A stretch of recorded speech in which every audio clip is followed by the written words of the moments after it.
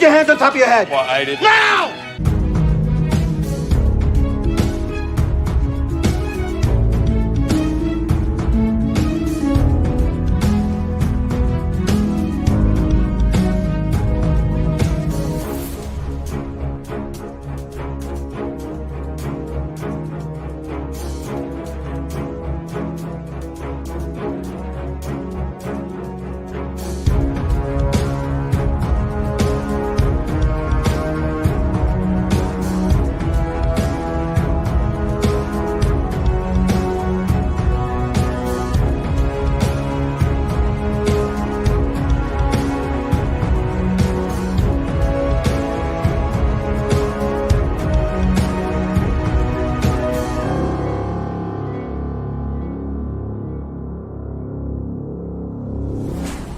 And I'll bet your mother had a loud bark.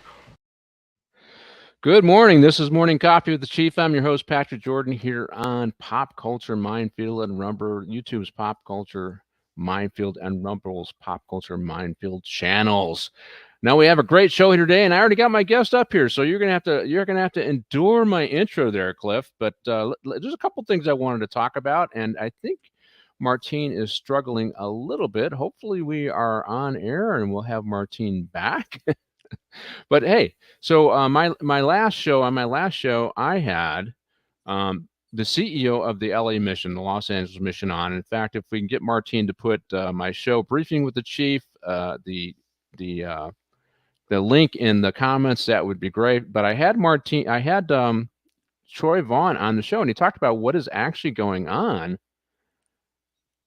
at the Los Angeles mission and what they're doing, and he updated us. It was an excellent interview, and please go to Briefing with the Chief on kjradb.com. You can find the show on Speaker, you can find it on iHeartRadio, you can find it on Spotify, and just Briefing with the Chief at KJRA, and you can listen to all my shows, and you can get updated on what is going on at the LA mission.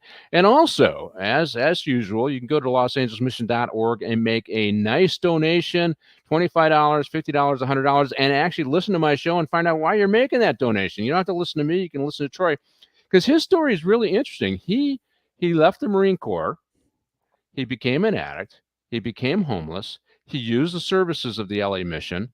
You know, he embraced faith, turned his life around, opened a church, went back to school, helped a bunch of nonprofits, and then got tapped to be on the board of the LA mission. And when their head retired, he is now the CEO. So think about that.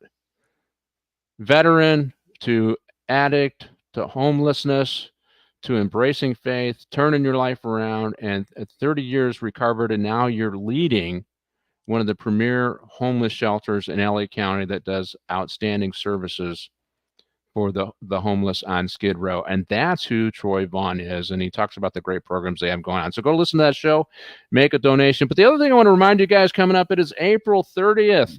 And guess what is coming up? Police Week.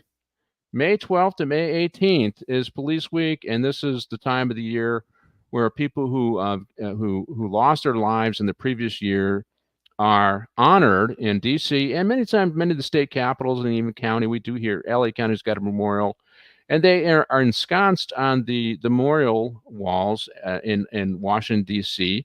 Actually, May 15th is actually Police Memorial Day. It was enacted in 1962 by President John F. Kennedy, and this has kind of morphed into Police Week. I've been there. It's fantastic. I've also been to the Californians version of it, which is much more scaled down.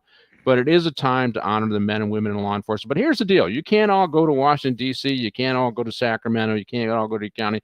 But you know what you can do? You can thank a cop during Police Week, right? So it's coming up May 12th to May 18th.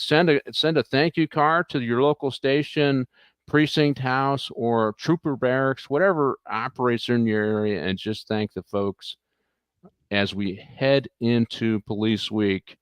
So, hey, my guest here today is Cliff Yates, former sergeant for the Los Angeles County Sheriff's Department. Also, he worked for upstate New York, a sheriff's department upstate New York. He is currently a California refugee. He's not in California. I think he's in Florida now, right? He kind of bounces back from New York State to Florida. and he has his own podcast, the Cliff Yates Show. So, Cliff, how you doing? I'm doing great. Thanks for that wonderful introduction. Yeah, I was a cop in upstate New York for 5 years before doing 30 years for the LA Sheriff's Department. I have a book called Deputy, but also thanks for reminding me of Police Week. I am here in Florida, and 40 minutes north of me is the city of Titusville, where they have the Police Hall of Fame, and they have all sorts of tributes to police officers there, and they have every fallen officer is listed on a big board. And they have police cars back from the 50s all the way up through today. And it's a great place. If you're near Titusville, Florida, visit the Police Hall of Fame. I'll have to check that out. I've not heard that they have the Police Hall of Fame. I obviously they haven't contacted me to make sure I was entered into it, but I have to go down there and correct them and make sure But I one of the things about Police Week is it is that we've had so much negativity thrown at police, and I decided on both my shows that I would profile Police Week and encourage the listeners to just send a thank you note. I mean, something very similar. Occasionally, I used to get those. Hey, thank you to so and so for a great job they did. As a lieutenant, then you write up the commendation thing and all that other stuff. And if you're a cop that gets beat down pretty regularly, and then suddenly you get a thank you note for doing a good job, it helps. It helps. And so our folks need to send thank you. The folks out there that are benefiting from the hard work of the men and women need to show it. Yes. Appreciate it, right? And so that's on both of my podcasts. I talk about it. And so I think tomorrow I'll talk about it again. And but hey, tomorrow's show, I should bring that up. Tomorrow's show, as I talked to you beforehand, I am going to have Cece Woods from the Current Report. We're going to talk about that prosecutor who goes after cops who's now been indicted 11 felony charges by the state attorney general in California, and for stealing police records and using them in her role when she went to the public defender's office and now in the prosecutor's office. So using them illegally and inappropriately. And it might be the tip of the iceberg. We might have other people in county government who are attacking the last sheriff and trying to. And so let me frame this for you, Cliff, because I want your opinion before we get in the movie. Okay. And so when I came on the sheriff's department, we used to have a unit called SPY, right? And LAPD had their intelligence division, right? Yes. And one of the things that drove the politicians crazy is that law enforcement had some files that implicated some politicians and prominent citizens, right? It drove them nuts. The ACLU sued. There's, you can't, all of these things. They wanted to wipe these units out because it's unfair that you have this information on these folks and you could be using it against them. They never actually provided evidence that law enforcement used it against them. Now, on this show, I had a guy on my show. His name is Buzz Williams, former sergeant from Long Beach PD. And what makes him really interesting is, he's an interesting guy, but his grandpa and his dad. His grandpa was on the original gangster squad for LAPD. Ah, wow. And his dad followed him onto that after his grandpa retired. His dad took his spot. And we just did the movie Gangster Squad where they actually used the real name. He goes, "Oh yeah, I know that guy. I know that guy." And we talked about it.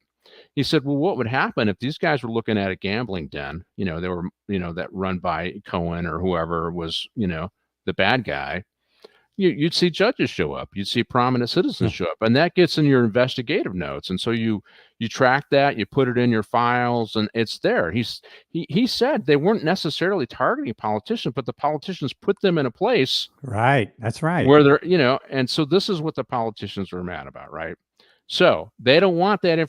But when they have the authority, or when they think they have the authority, what is it they do? Because what they did is Villanueva won.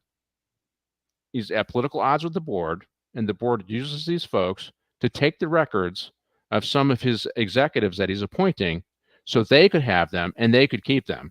So how is that different than what the ACLU and all these folks resisted when law enforcement had records about that they got legitimately through the course of investigations?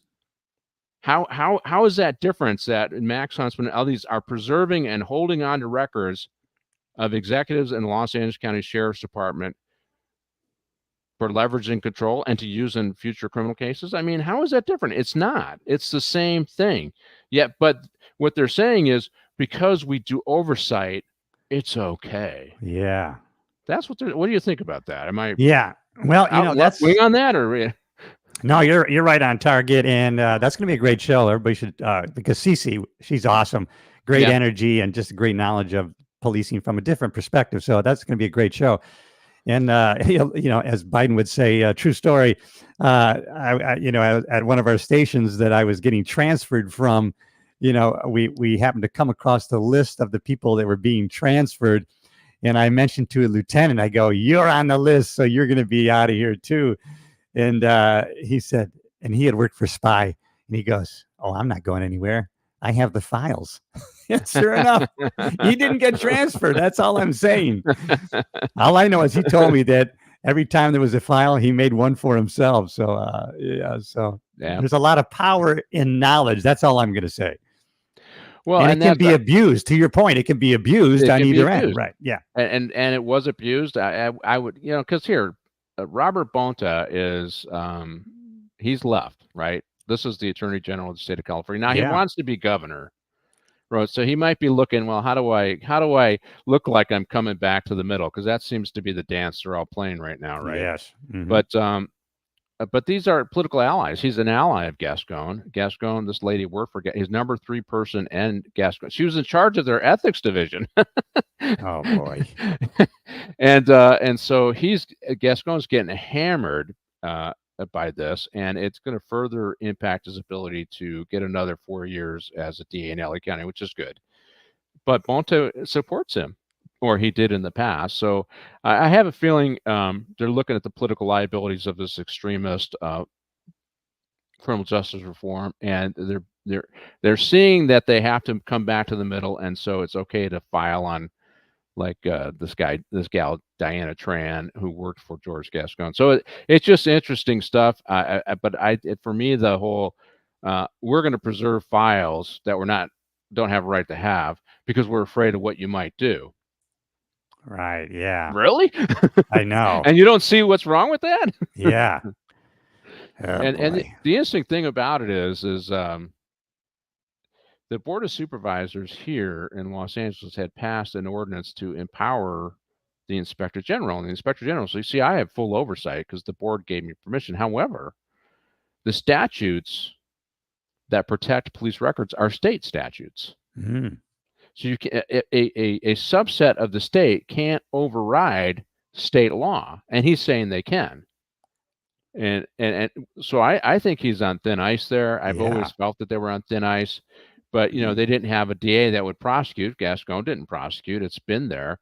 But Robert Bonta, for whatever reason, whether he legitimately feels, oh, yeah, they clearly violated the right of these police and we need to arrest them, or because one of the worst things is they went into the personnel jackets and they took information out of the personnel jackets to use in the criminal filings and then convicted people. Or they hid information in the case and then fired the people based upon hiding exculpatory evidence. Also, they hid information in criminal cases that would have helped. So Brady violations is what they are. Yeah. And they did all these things. So, that's a problem for our DA's office when you got your number 3 person engaging in Brady violations, right? So that's a real problem. So that'll be an interesting story. I'm looking forward to that. And that'll be really good. Yeah. How do you pick a judge? You get all these judges on the ballot, and so we're going to talk to one of them. I might have another one running coming on my show later on too, and we'll just talk about picking judges. What does that mean? What should we look for, and all that kind of stuff. But hey, today we're going to do Night Falls on Manhattan, and I just got to ask, Martine, are you going to join us here today? I know that you're struggling with your mic, and you're welcome to join us to participate in the review of the movie. But the movie is Night Falls on Manhattan. Did you like the movie, Cliff? I liked it, and my wife loved it too. We saw it last night, and man, it was great. Yeah, that's only because she likes Andy Garcia, right? Yeah, she likes Andy Garcia, of course, but we love the movie still. Yeah, I think she loved it. It's one of those, we had forgotten it really, and then we revisited it, and I know we saw this, but man, it was really great. think I saw it years ago, and I liked Andy Garcia. I always liked him as an actor. I mean, we did Internal Affairs on this show where he was in it Yeah. with Richard Gere, and he did a great job. And I wouldn't say this is his best work. I did like him in Internal Affairs. You Yeah. know, Yeah. He I was think good he in also that. played a Cuban activist in a movie Yeah. that was killed. I forget the name of the activist. He did. May- Yeah. He may- did. Yeah. Maybe your wife knows. And I Martine, I think, and it was a Martini or something like that. But anyways, I think he's one of our better actors. I haven't seen him. His star has seemed to fade a little bit, but he's in the movie. But this Night Falls on Manhattan was released in 1976 as an American crime drama the screenplay was written and directed, and then the movie was directed by Sidley Lamont. Lumet. Yeah. Yeah. Lamette. Yeah. He's done a lot of great films. Yeah. But it was based upon a book, Tainted Evidence by Robert Daly. Yeah. Daly's done a lot of police Yeah, he has. novels. Yeah. Well, if you remember, I think I did the show Prince of the City. Were you Yeah. on that? Yeah. I was on that one. Yes. Well, he wrote that as a Yeah. nonfiction. So and he's done quite a few things. I guess I should talk about a little bit about him. But he was on the police commission. It doesn't show that he was actually a copper, but that he was on the police commission for a while when they had the Knapp Commission. Yeah. When they had a series of police officers who were assassinated. So they had a lot of different things going on. But he wrote The World Beneath the City. He's got a few things that are. He also was a sports person, so he's written some books on sports. Target Blue, the inside view of the NYPD. So that's a true story. I'll have to look that one up. Oh, that's a book, though. That's not a movie. Prince of the City. And it was actually Sidley Lamont did that movie as well, right? So Yeah. That's right. Yeah. We got a partnership going on here. And it's portraits from France. So he doesn't just do police stuff. He did poetry too. So Wow. so a creative guy, right? Yeah. But Renaissance. he went to Fordham University. So anyway, so Richard Daly wrote a book, and then this was based upon that book. And but they also have a lot of other great actors in the movie. Ian Holm, who plays Yes. Sean in this. And now, where do you remember? If you had to think of something that's a little more current, that was blockbuster hit, that he was in, what movie would it be? I can't remember. He was Bilbo Baggins. Oh, okay. Yeah, he played Bilbo, and he was in The Hobbit, right? And Yeah. you saw him in, I think, some of the Lord of the Rings stuff. But that was him. He's since passed away, I Wow. believe. But and it's Sir. And what about Sir what do you Ian see Rob Liebman in? Yeah, Yeah. he's kind of plays a lot of the same characters, like the angry guy yelling and screaming Yeah. all the time. Oh, he and, was in that Super Cops one that they Yes. did. But yeah. Yeah, you Yeah, did yeah. that. Yeah. And I like his character and just his irreverent delivery of stuff. He couldn't get away Yeah. with it now. No. They'd have lawsuits. He said this, you don't know he's Jewish. He said these anti-Jewish things and all this crazy stuff. But I like him as an actor. But James Gandolfini is in Yeah, this. he was in this. Yeah. And if we'll get into it, but it's almost like it's you see the mannerisms, the way he talks is very much like Yeah. his character in The Sopranos, right? Sopranos. Yeah. Right. Yeah. And so yeah, it's a good show. I did like who was the bad guy here? The guy that played Washington. I can't remember his name now. He was Oh, yeah, excellent. yeah. He was an excellent actor too. He was Yeah. excellent, and he's just cold as ice. Yeah. Nasty guy. It's okay. Yeah, like he was almost enjoying as he testified when he killed the cops, right? And we'll get into Yeah. that. But, so good movie and enjoyable scenes. But let's show the first scene, and it's District Attorney's Office, the new DA, and see Martine. Roll the first clip, Martine.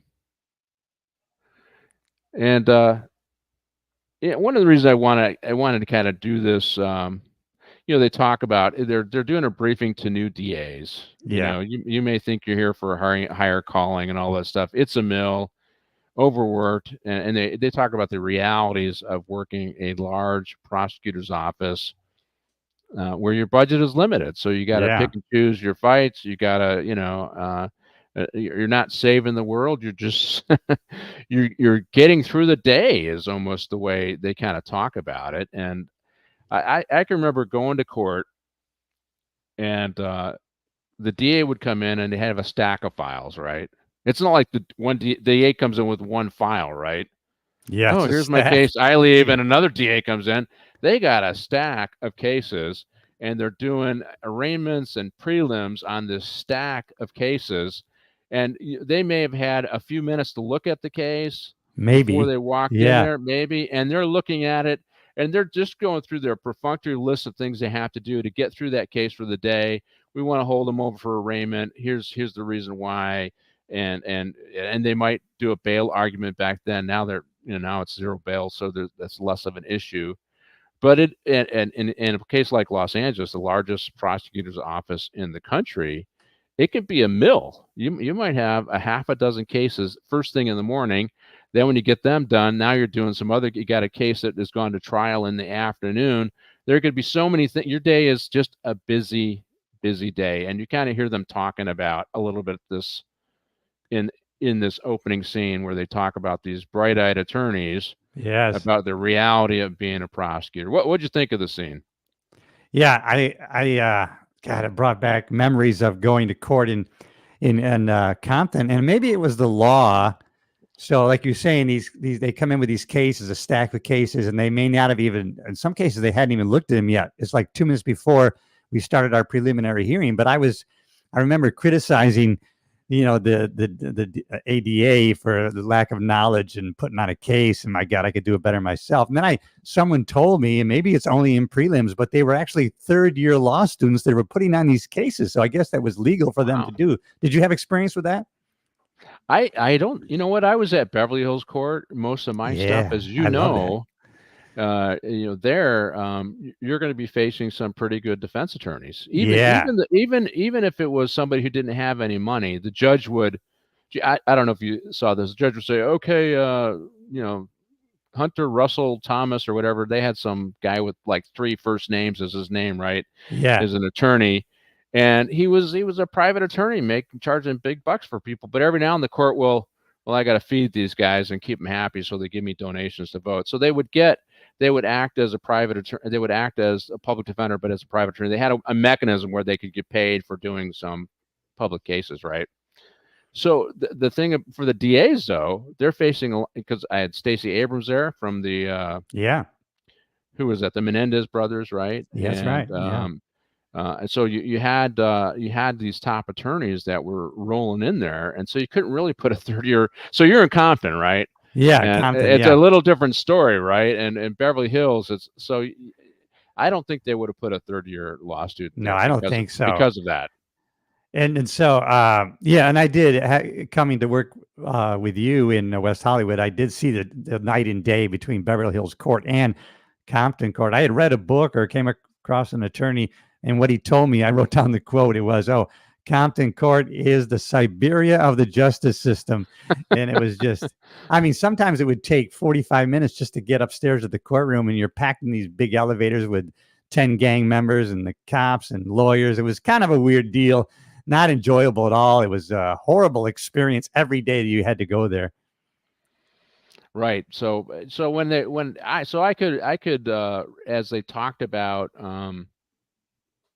to these attorneys, I could relate in that I understood. But I have Yeah, to tell you, one of the other things is that I used to, because it was Beverly Hills Court where I did most of my police work as a ground pounder, as a deputy. Um, I always made sure I was prepared. right. Yeah, I would actually go listen. I would listen to other cases, right? And I'll tell this story because it's a funny story. So there's this. I think that was at Hustle Runter Thomas, whatever, the guy with 3 first names as his name. And he had this little thing. He had this little shtick that he did when he was doing a dope case, right? And so if you did the plain field and you found the amber vial with methamphetamine or cocaine in it, right? You did the pat down. Oh yeah, I could, based upon my training experience, I understood that this vial is typically used for the transportation of illegal narcotics, right? Yeah. That's what you say, right, on the stand, right? And then he would go, "Oh, you mean like this amber vial that I keep my heart medication in?" And so that was a way of, and he did that to guys, right? So here I fast forward a few months later, I'm sitting on the stand doing the whole plain field thing. Yeah, amber vial, blah, blah. And I said that I've only seen used for the transportation of illegal narcotics, except for one person who keeps their heart medication, and that's you. And I pointed right at Wow. completely threw him off his I stride because I bet. knew he Oh was my. coming. Oh, you mean like this vial? Yeah, you're the only person I've ever seen who carries your heart medication in an amber vial that is Yeah. typically used for the carrying of methamphetamine. And the judge chuckled, people in the audience chuckled, and he was really off his stride, So Oh man, that was good. Yeah. yeah, it was fun. But these guys have patterns, right? They have patterns. And I used to Yeah. watch them and I was ready Yep. for them. And I always made sure I read my report, always made sure I was ready. Because I've watched guys get tore apart because they just weren't ready. They didn't read the report, they didn't go over their stuff, and I never wanted to be that guy, so I was always prepared. Yeah. So, and to put it in context for somebody, yeah. So we just saw the scene of the jury box, and so when in California, when we're doing our prelims, there might be 20 officers there, 10 officers to do their prelims, and so we would sit and wait in the jury box, and so if you weren't part of the case coming up, you wouldn't be admonished from the courtroom. You could actually sit there and you got to watch these cases presented. So as you say, you would learn from how the officers Yeah. responded, how the questions were asked, and so it was a school of kind of the judicial system in real time.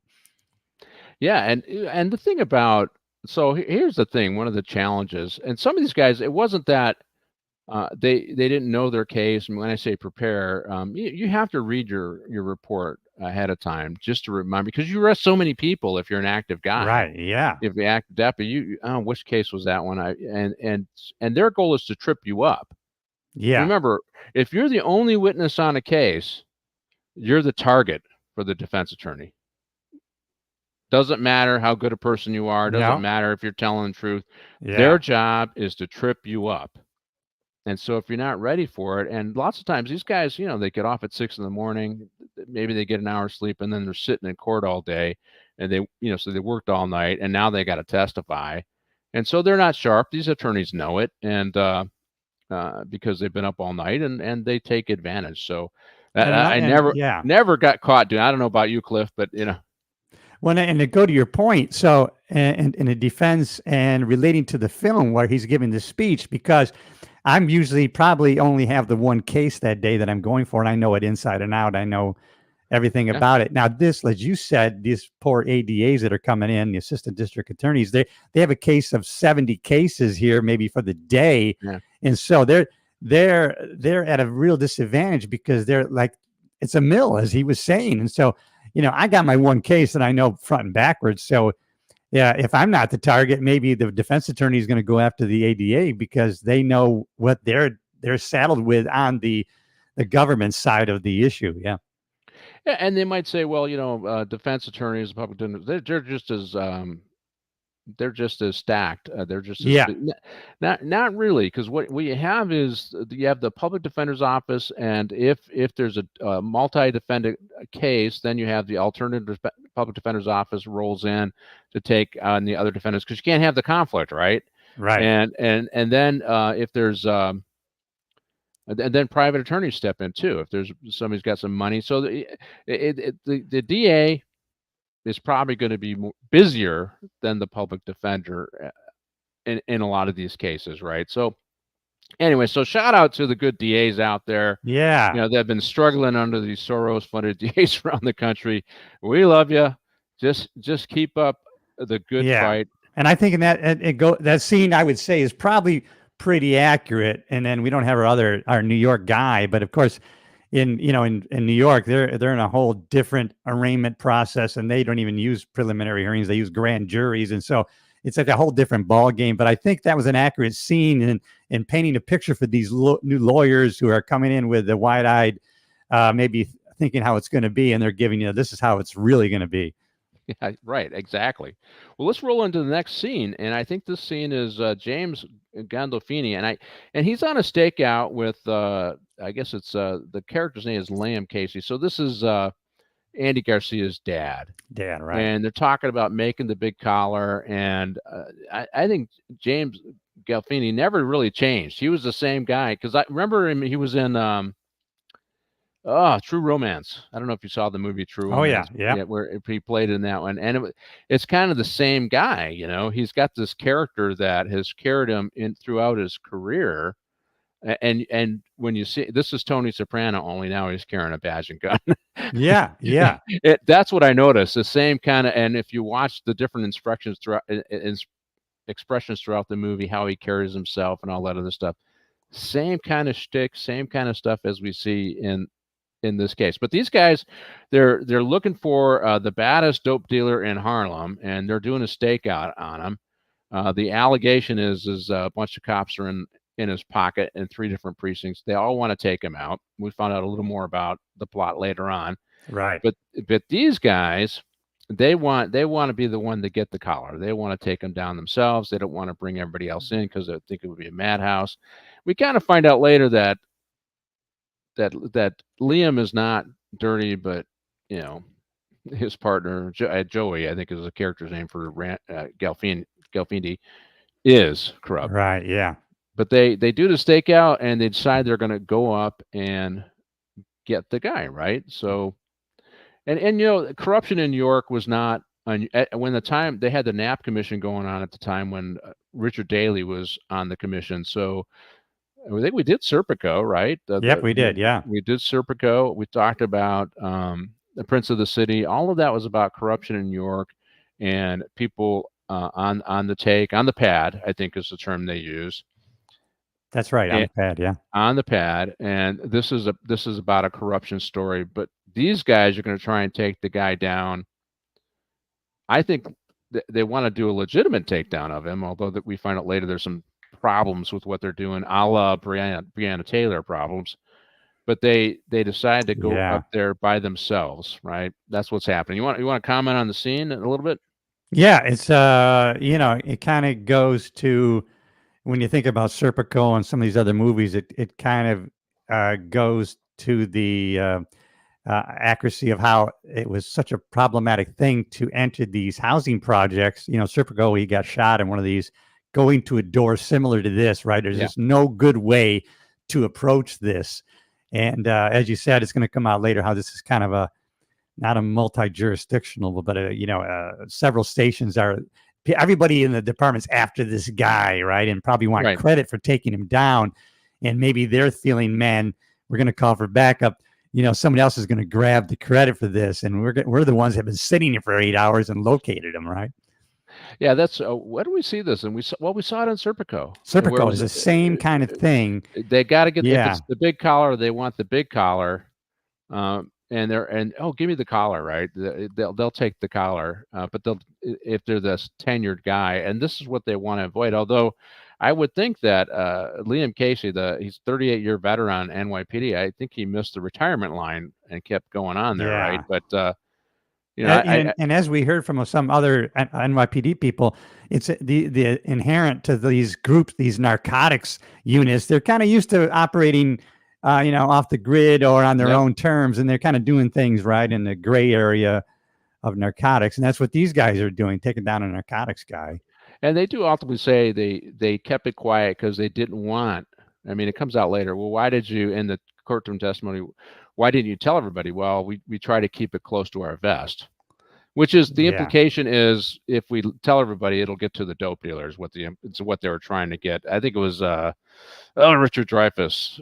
He was trying to get it. But a couple things I notice about this film. So they're trying to replicate what was going on, I think, before Giuliani got to town, right? Before and so there's an abandoned car on the road, right? So remember, I did. Well, we saw it. We saw it in Serpico. We saw where there's a great deal of disorder in the city, right?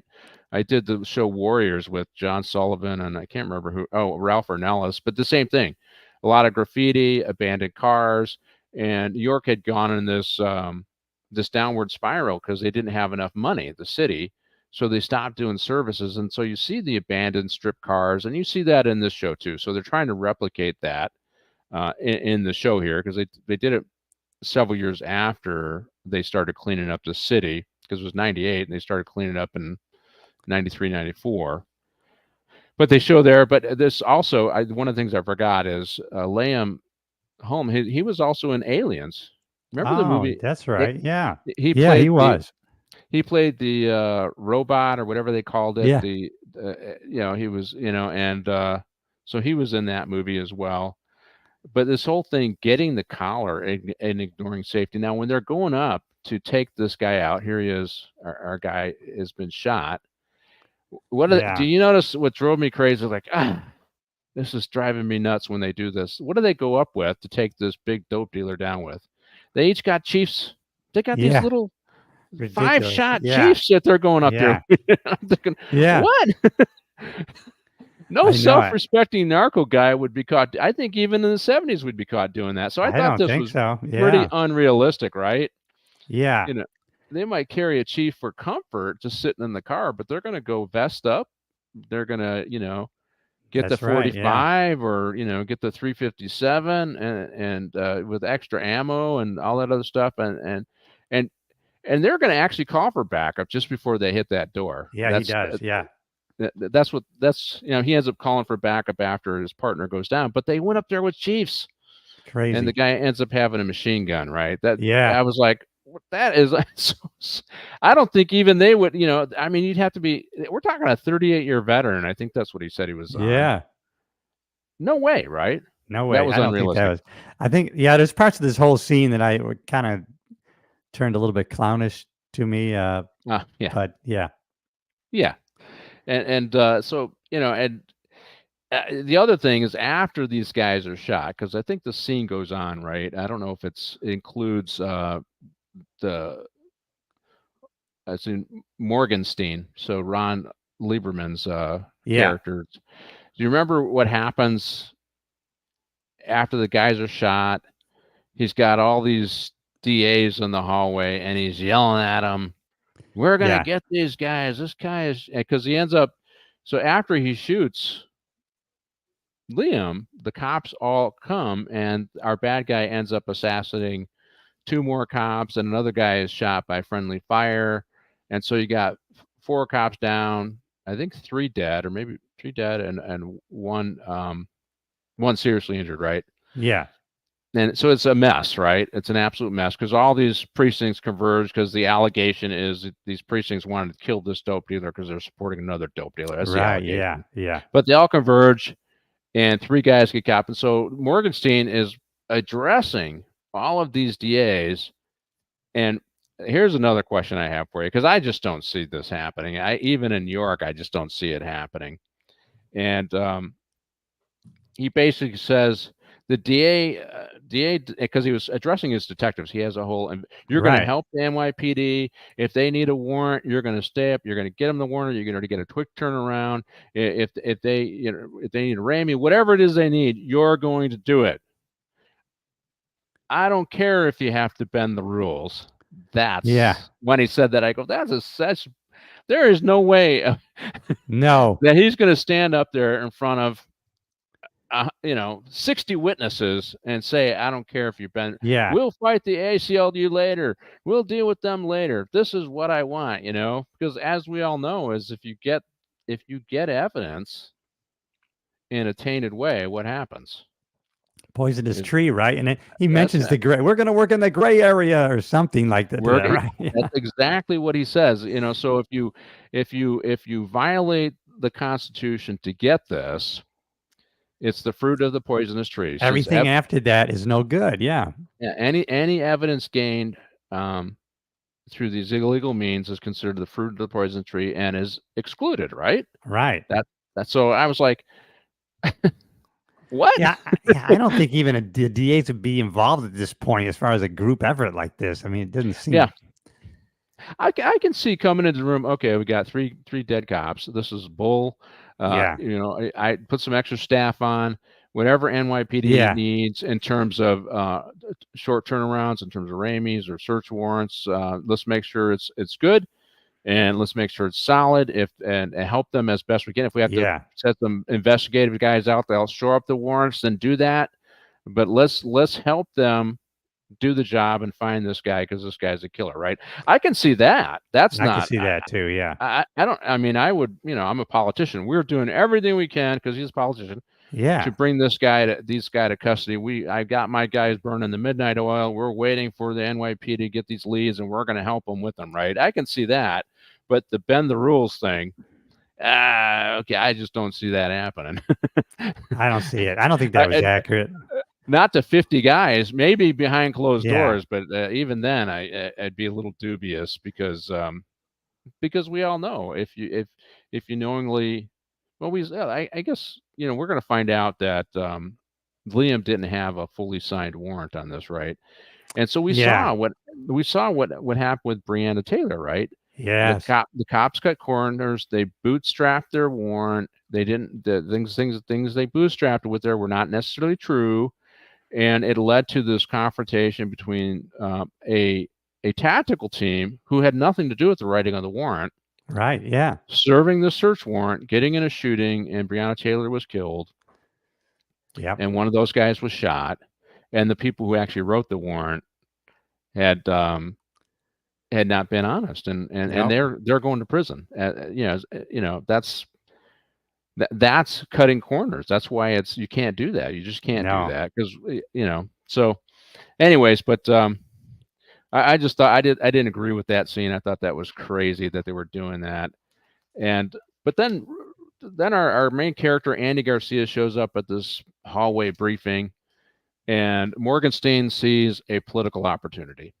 Yes, that's right. He sees a political opportunity. Andy Garcia is a former cop, worked his way through, I think, NYU law. I can't remember what law. NYU, yeah, that's right. NYU law.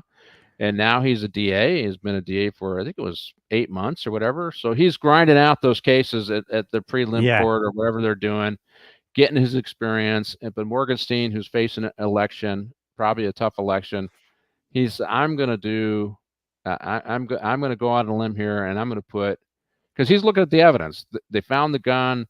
Their fingerprints are on the gun. The bullets in the 2 cops killed in the basement came from that gun. I mean, this is it's dead bang, right? You got it, right? And I think he's setting up him ahead of time before he even tells him. He's like you say, he's painting this picture. Wow, we got the gun left at the scene, his fingerprints, and I'm sure we're going to find shell casings that those bullets and those officers were from that gun. This thing is a open and shut case, and I think that's maybe so it'll be accepted by him when he tells him, and you're putting on the case. And you're putting on the case. Yeah. And so this was a political stunt to put the son, that's right, shot and in the hospital, in charge of the case to prosecute, which would never ever happen, right? So let's show that you know the streets. So he has this conversation with Andy Garcia about taking over the case. Yeah, and you know the streets. And one of the things said in this conversation, and it just brought up this story that I had. So I had a DA from Belleville's court ride along with me one night. I was working PM shift, and I can't remember what side street we're driving down, but it was like 2:00 in the morning. So the wallflowers out. What I mean by the wallflowers is it was a gay area, so the guys that couldn't make the connection in the gay club were out looking for love still. So I call them wallflowers, right? They they didn't get picked, so now they're out looking to make the love connection. And but this guy's walking on the street. It's like 2:30 in the morning, and we see him, and he goes by a car, and then he ducks down. And I'm driving by, and the DA guy goes, "Hey, where'd that guy go?" I said, "He's ducked down behind the car." Well, why would he do that? Well, obviously he's doing something that he doesn't want us to know about. So I whip around and I detain him, because obviously that's suspicious behavior, right?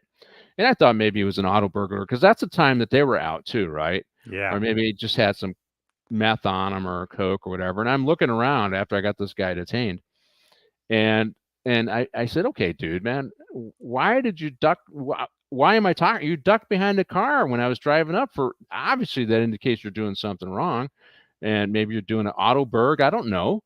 And the guy says, I'm not out of the closet, but I come here to have fun, and I was just looking for some companionship tonight. That's what he said, right? He says to me, he goes, Yeah. "Okay, well, dude, we don't care about that. Why tuck Yeah. behind a car if you're just looking to make the love connection?" And I cut him loose, right? I said, "All right," I got his name, and I cut him loose. And this DA says to me, he gets back in the car, he says to me, "You know, uh, we discuss what you guys write in your reports, and we don't always believe what you write in the reports, but right here, I saw with my own eyes that people do the things that you write about in the reports, right?" So when they say, "Hey, the streets," it brought up, that's right. A lot of these DAs, mom and dad probably helped them get their bachelor's degree and then helped them go to law school. They don't know the streets. They No. have not seen, they have not experienced what we've experienced as police officers.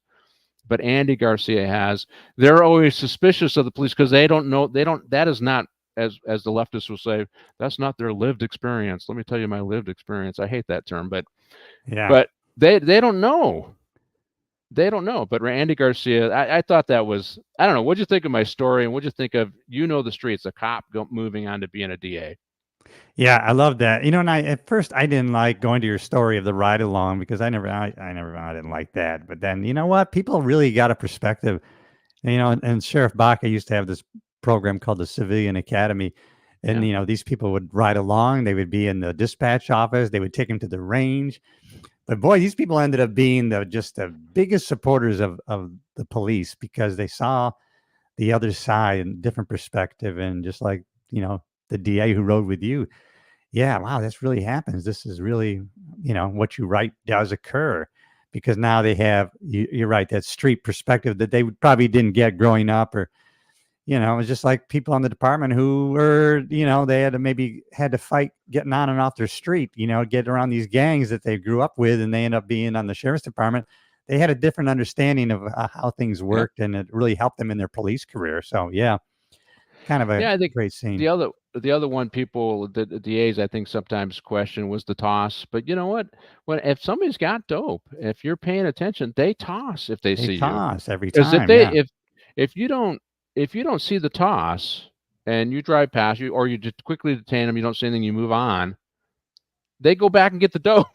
Of course. They're Yeah. just separating themselves from it, hopefully Yeah. for short term, but they're going to go back and get it, right? So yeah, of course they're going to toss. I mean, but people, well, really, did they? Yes, yes, yes, they do it all the time because they don't want it on their person when they get stopped.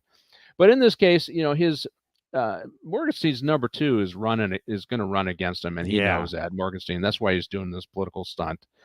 And so he knows this, and this guy, of course, the number 2, he wants the case because this is a big case. This will help push him over. He's putting out that Morgan Stern, I'm sorry, not that Morgie is not quite 100%. We need a change, and that he's the change. That's what's going on here. But this is a case that they say make career. But there's some snappy dialogue. And we've talked about shows that have snappy dialogue before, right? Movies that have. Yeah. And so this is what Morgan Stern says about this case. He said, "My son could win this case. He's in high school and he's stupid." Yeah. That's right. Yeah, he's stupid too. He's stupid. I thought, oh, that's pretty good dialogue there. And Yeah. Yeah, the writing, it goes to it was just great writing because and having his underling there going to be running against him, it just was good writing to create this protagonist, antagonist. It provided motivation to some of what the Morgie was doing, right? Why would he be doing right. this? Well, this guy's out to underpin him and win the election. So that was good writing all the way around, along with a great dialogue. And I thought was really good and accurate in that whole scene. Okay, so now the question I threw out to my friends who were prosecutors and defense attorneys last night when I attended this advisory committee, the last advisory committee on some criminal justice reform that I was helping to advise on in LA County. Okay, yeah. I said, I'm doing this case, and it's my opinion, although I'm not an attorney, that there's no way that the son of a police officer shot in the line of duty would try a case ever. Because it would be, it would be considered prejudicial. The judge, the defense would say, this is prejudicial. the jury's going to humanize the dad because his son is up here trying the case. Right. And they're and so that puts puts my client at a disadvantage. Ergo, it's prejudicial. So Andy Garcia in this case could not have been the DA that tried the case. I don't even think he could be second seat. They would just say no, he can't be involved in the case. You got plenty of other prosecutors. Find somebody else. And I don't know. So that's for me. That was another one of these. Yeah, as well as going up the stairs with two chiefs in your hand to take out somebody that's a violent killer that has a machine gun. That's unrealistic, and also putting Andy Garcia in charge of the case was actually legal from a legal standpoint unrealistic. What do you think, Cliff? Well, yeah, at that time, it would be unrealistic. In our time of common sense and the way things are done, it would be unrealistic. In today's environment, I'd say it would definitely not be unrealistic when you have a justice system, specifically in New York. Hey, this judge, his daughter is a consultant for Biden. He got 10 million, and we're prosecuting, even though this DA, before they even got elected, said, I will be elected and I will put Trump in jail. And now she's presenting this case. So everything is up, it's down. And so today, I don't know if I would doubt that could happen. It would seem probably it could. I didn't even think of that, but you're exactly right. So what Cliff is talking about is the judge in the porn bribery case, or the hush money case is probably the best way to say it. The hush money case, his daughter is adamantly anti-Trump. She's out there. She raises money. She's a left-wing activist, and the fact that she's so vocal under New York state law, when you have a conflict of interest like that, the judge is supposed to recuse himself, and the judge is not. That's the issue that Cliff is talking about. And because it's a conflict of interest, very much like it is a conflict of interest as well as a prejudicial thing to have Andy Garcia in this case, but it's also a conflict of interest for that judge. And I think that was the same argument in Trump's civil trial, the whole $1 billion thing, where the judges, as in both of the cases, they put gag orders on him, clearly in violation of the Constitution. That goes up to the Supreme Court. The Supreme Court shoots it down. You can't do a gag order like that. Now, that's what they're fighting on the second trial as well, that these judges have shown themselves to be so incredibly biased, and they refuse to recuse themselves because they indicate they don't like Trump. They do it in court. Well, and then you got, as you said, the metrics or the lexicon comes out. First of all, there's no such thing as a hush money law or a case. Yeah. We're talking about a non-disclosure agreement that's done every day with millions of people. Hey, you know about the inside workings of this operation here, and we need you to sign this NDA, and we're going to give you money not to tell people about it. And so what he did was perfectly legal, and they're trying to get him on a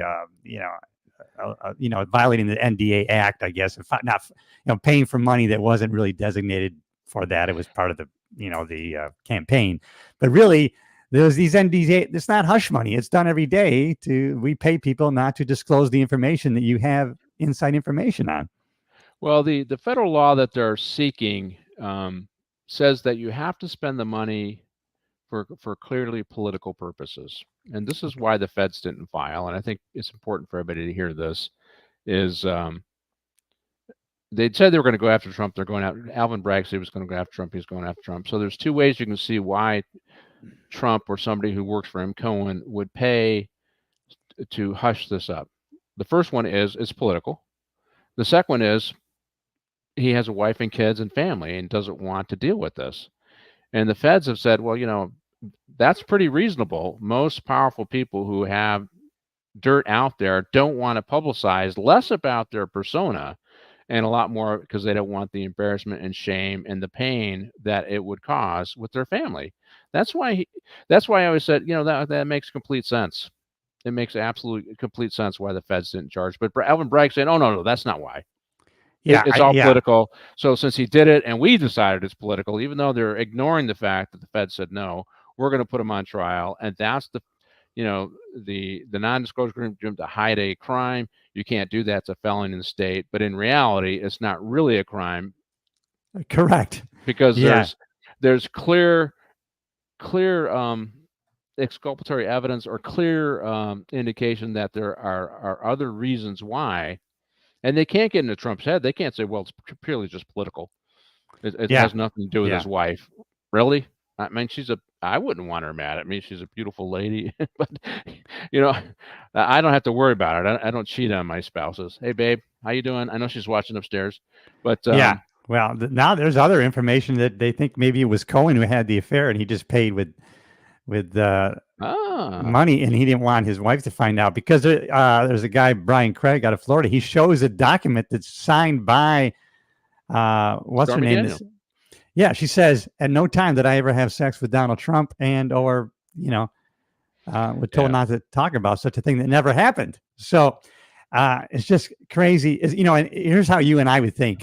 I'm running for sheriff of LA County, and now you have decided to run for sheriff of LA County. And my people come to me and they tell me, Pat Jordan, 5 years ago, he jaywalked. Let's file a chart. I go, listen, first of all, we don't enforce that law most of the time anyways. And if we go back 5 years to get Pat on this, it's going to show that we're doing this for political reasons. So we're not going to do that, because we don't want to. These people are doing it blatantly, and they don't even try to hide this. Yeah, they don't care. It's amazing. Well, the anti-Trumpers are.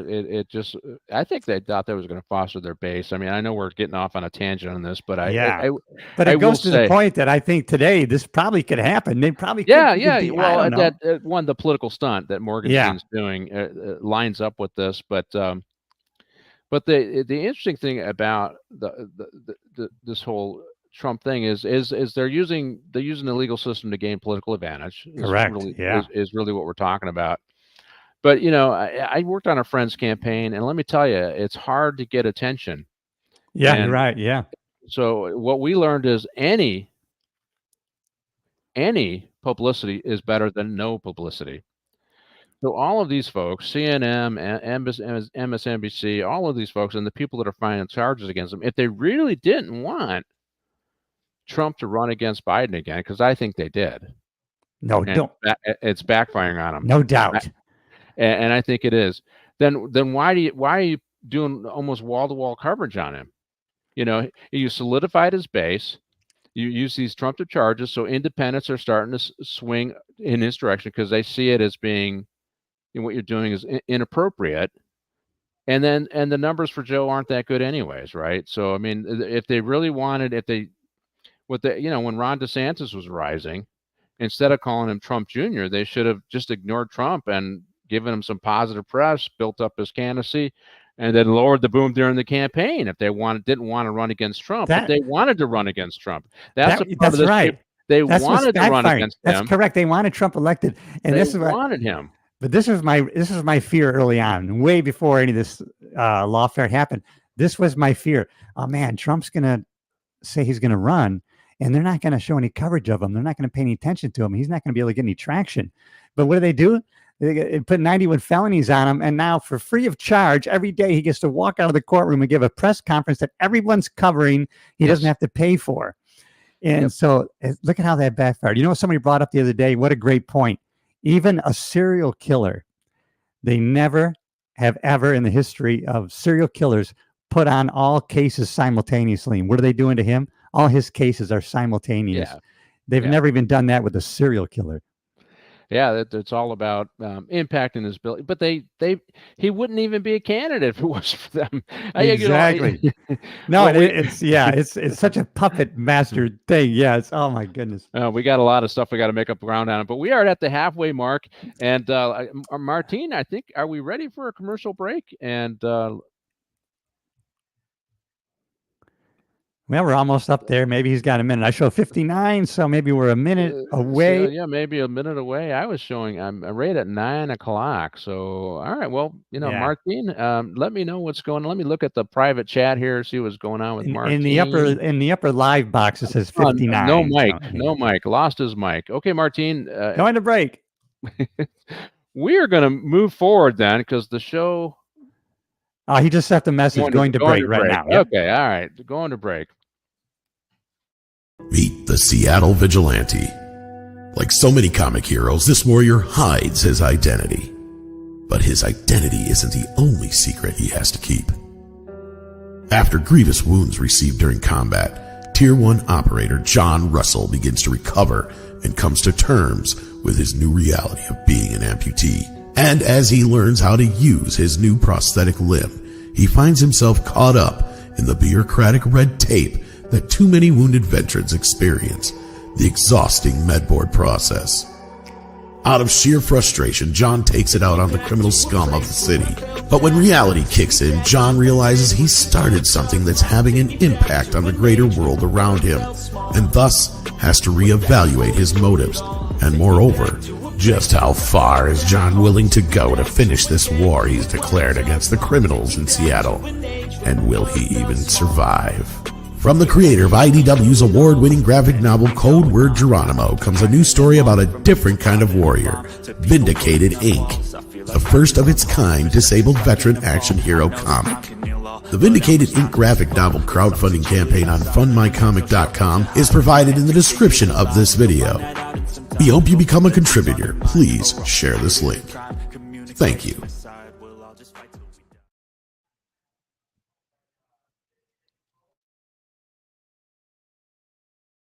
There's only one location on the internet where you can get it all. Movie, TV, and comic industry. News and rumor analysis. Official scoops from Geekosity magazine. Reviews and interviews. So, when you need it to be Sunday, there's only one place to go, mate. Pop Culture Minefield. Well, they're always talking nerdy nerd stuff. Right, jog on then.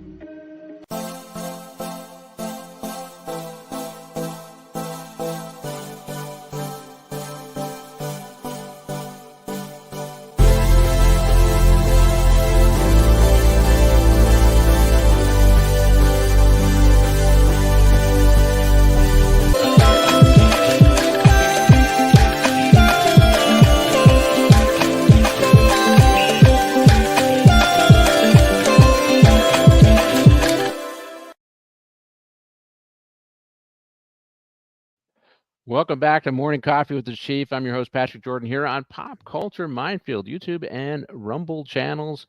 You know, do us a favor. Make sure if you're watching us on YouTube that you subscribe to the channel, you like the show, and you share it with a friend. If you're watching us on Rumble, on that show, you follow us on that channel. Same thing, though. Thumbs up, like it, and share with a friend. Welcome back, Cliff. Thank you. So, hey, we got to get into our next scene here. We're doing a little bit of conversation here, so we're getting off track a little bit. And this is the defense attorney, right? So we want to get to the defense attorney. Let's roll that scene. And we got the great actor Richard Dreyfuss, who plays the defense attorney in this case. We found out that he has a very personal reason for wanting to do this case, but he kind of plays that. You know, I think Morgenstein calls him a commie shyster. Morgan. So, but there was when I saw his character, there was a lawyer that operated in New York, and he helped to he represented the Revolutionary Communist Party, he represented the Black Panthers, he represented the Weather Underground, and he was involved in the American Indian movement, representing them. He was kind of a leftist guy, and his name is Alan Dershowitz. Kunstler. No, you're talking about the other guy. Yeah. I'm sorry, William Kunstler. That's right. And he kind of has that look. William Kunstler had this lot of hair, you know, his long hair, and he was a very effective defense attorney, but he represented a lot of people on these leftist causes, and that's what his character reminded me of, right? Is Dreyfuss' character remind me of that that's right. guy, you know? Yes. Yeah. And he'd take on those cases. He didn't care how much evidence they had, and he would put the system on trial is generally how he does this. And that's what our defense attorney does. He ends up putting the system on trial. He blames when so here's our bad guy, right? And he plays a really good bad guy. I love Yeah, this he is good. bad Yeah. guy. Is he makes him undress in front of the reporters, right? So you can see there's no bruises on him.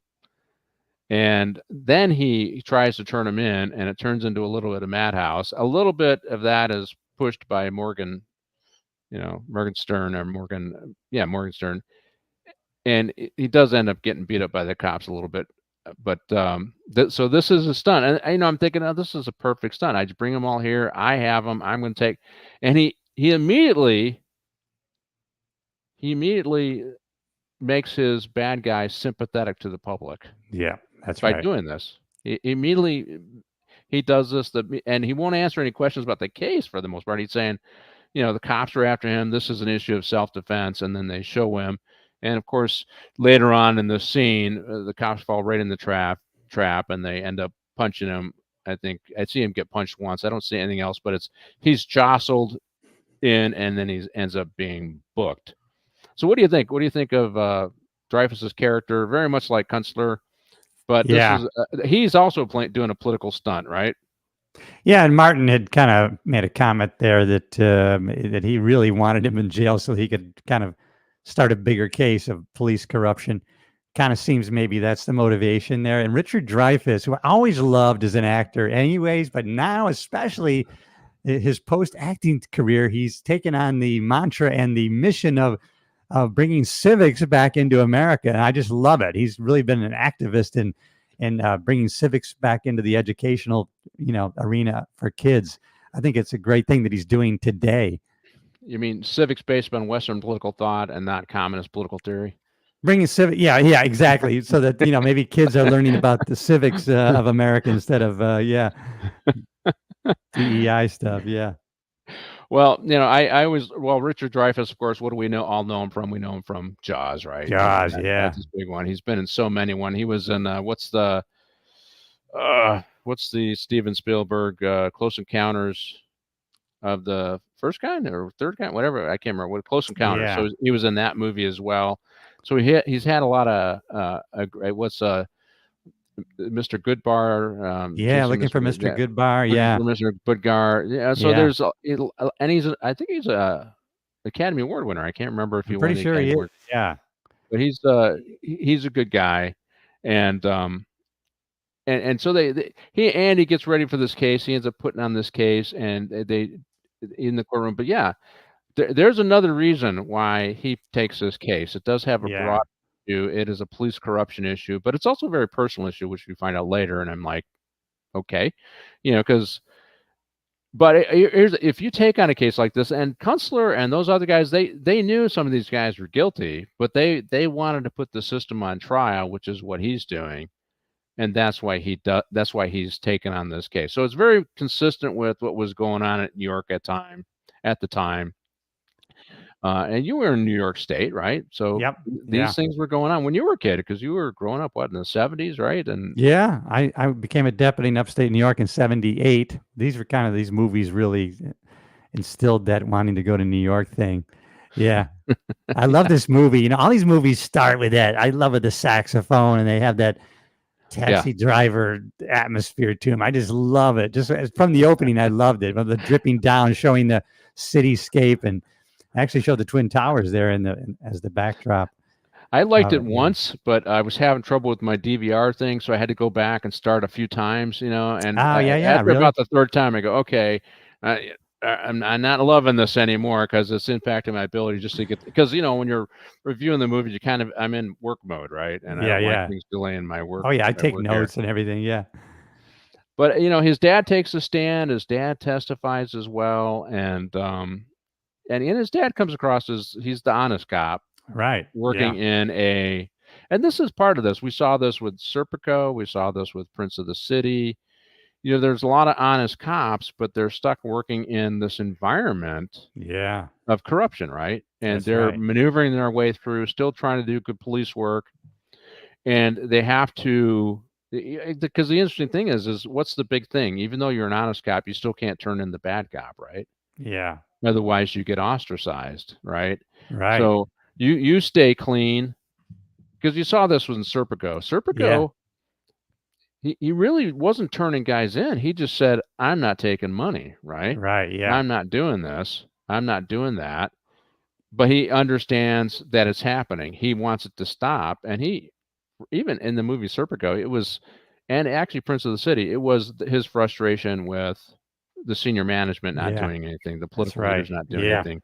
That came out. But the interesting thing is, the guy who wrote this, Daly, he was on the police commission from 71 to 72. So if you think about that, that would have been a time of Serpico as well. But if you think about that, and that's his perspective is that time frame which is driving the movie.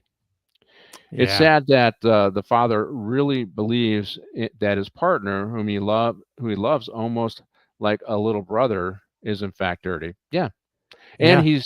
and later on in the movie, he's stuck. He feels like he's being Yeah. disloyal, and he feels he's still got to help his partner who betrayed him, right? And That's that's right. Yeah. so. Anyway, so we got Richard Dreyfuss now involved in the case. He's a la William Kunstler, right? He's that guy in New York. But let's show. And what I like, this is where the testimony comes out, where the dad is keeping the information close to the vest. And and that's that is not unusual. Even because the thing about narco guys or people that are doing stuff that you just don't want to get out. Even people who are honest, they're not on the pad, they're not stealing, but guys talk. Right. Yeah. And you're in a police car, you got some guy in your back seat. Oh yeah, narco's going to hit tomorrow. You're just having a conversation, and somebody with big ears is listening. Somebody in the jail is listening. Somebody in the bar is listening. You never know. It isn't all sinister where everybody's on the pad. Right. Yeah. And the thing about New York, I don't know, is a lot of these guys would play where they worked. I never Yeah. played where I worked, right? They'd go to the local Yeah. bar, they'd get the drink for half price or the meal for half price. So they played where they worked, and innocently they could tip off that information. So playing it close to the vest isn't necessarily about guarding against That's right. your case against corrupt cops. It also could be guarding your case against what's the old I think it's a World War II thing. It might be World War I. Loose lips sink ships. Sink ships. That's right. Yeah. So you don't talk about what ship is getting packed with what gear and where it's going, because the Germans had intelligence. They could, hey, they're going to do a convoy. It's going to head to England on the 1st of June. That means it'll probably be in this area about this time. And so the Wolfpack comes in and sinks stuff. So they had, what was the saying? Loose lips sink ships. Yeah. In this case, loose lips sinks cases, right? For that's right. justice, right? So anyway, so there were two reasons why you need to keep it tight. Narco guys need to keep it, and I think if we talk to narco guys today, they would say that, oh yeah, there's some guys you just can't talk around because they're stupid. Oh yeah, they flap their gums. You don't know, and so here he is, our guy Liam Casey's on the stand. He's testifying. Here's Andy Garcia. This is not a scene you would ever see in any modern courtroom, in my opinion. Even in the world is turned upside down, New York. I still wouldn't think you'd see this. What's up with that green floor? I just noticed that. It looks like they got AstroTurf in that courtroom there. But so here's his dad, the great actor. But okay, let's. So he's asking questions about the case. He's trying to bring out the corruption, and eventually the drug dealer ends up taking the stand, which is great. But here he's trying to trip up the dad. And his dad's ready, right? This guy, 38 years of law enforcement. Yeah. He's just gonna talk about the case as best he can. But we do find out that he cut some corners on the warrant, which gets addressed later. Yeah. And I have to tell you, I'm trying to think of any time where I felt where I knew that the sheriff's department cut corners on a case, and I can't think of one where anybody was indicted for that. I can tell you, I oversaw 2 detective bureaus, and one of them, we had a machine gun. We were killing the tagging crews. We were writing search warrant after search warrant after search warrant. And you didn't have to lie. All you had, the thing about crooks, you just need to go out and get the information. It's there. You just need to know where to That's get it, right. how to Yeah. get it, enough probable cause to get a search warrant. I guess we probably should explain that, right? So a Yeah. search warrant is a authorization from a judge, or an arrest warrant. These are authorizations, because even an arrest warrant is it's authorization to seize a person. A search warrant is often authorization to do a search, to see Yeah. to seize evidence. So they're the same concept, and you have to lay out the probable cause for why you need to seize that person or that property, and it's that probable cause that the judge evaluates.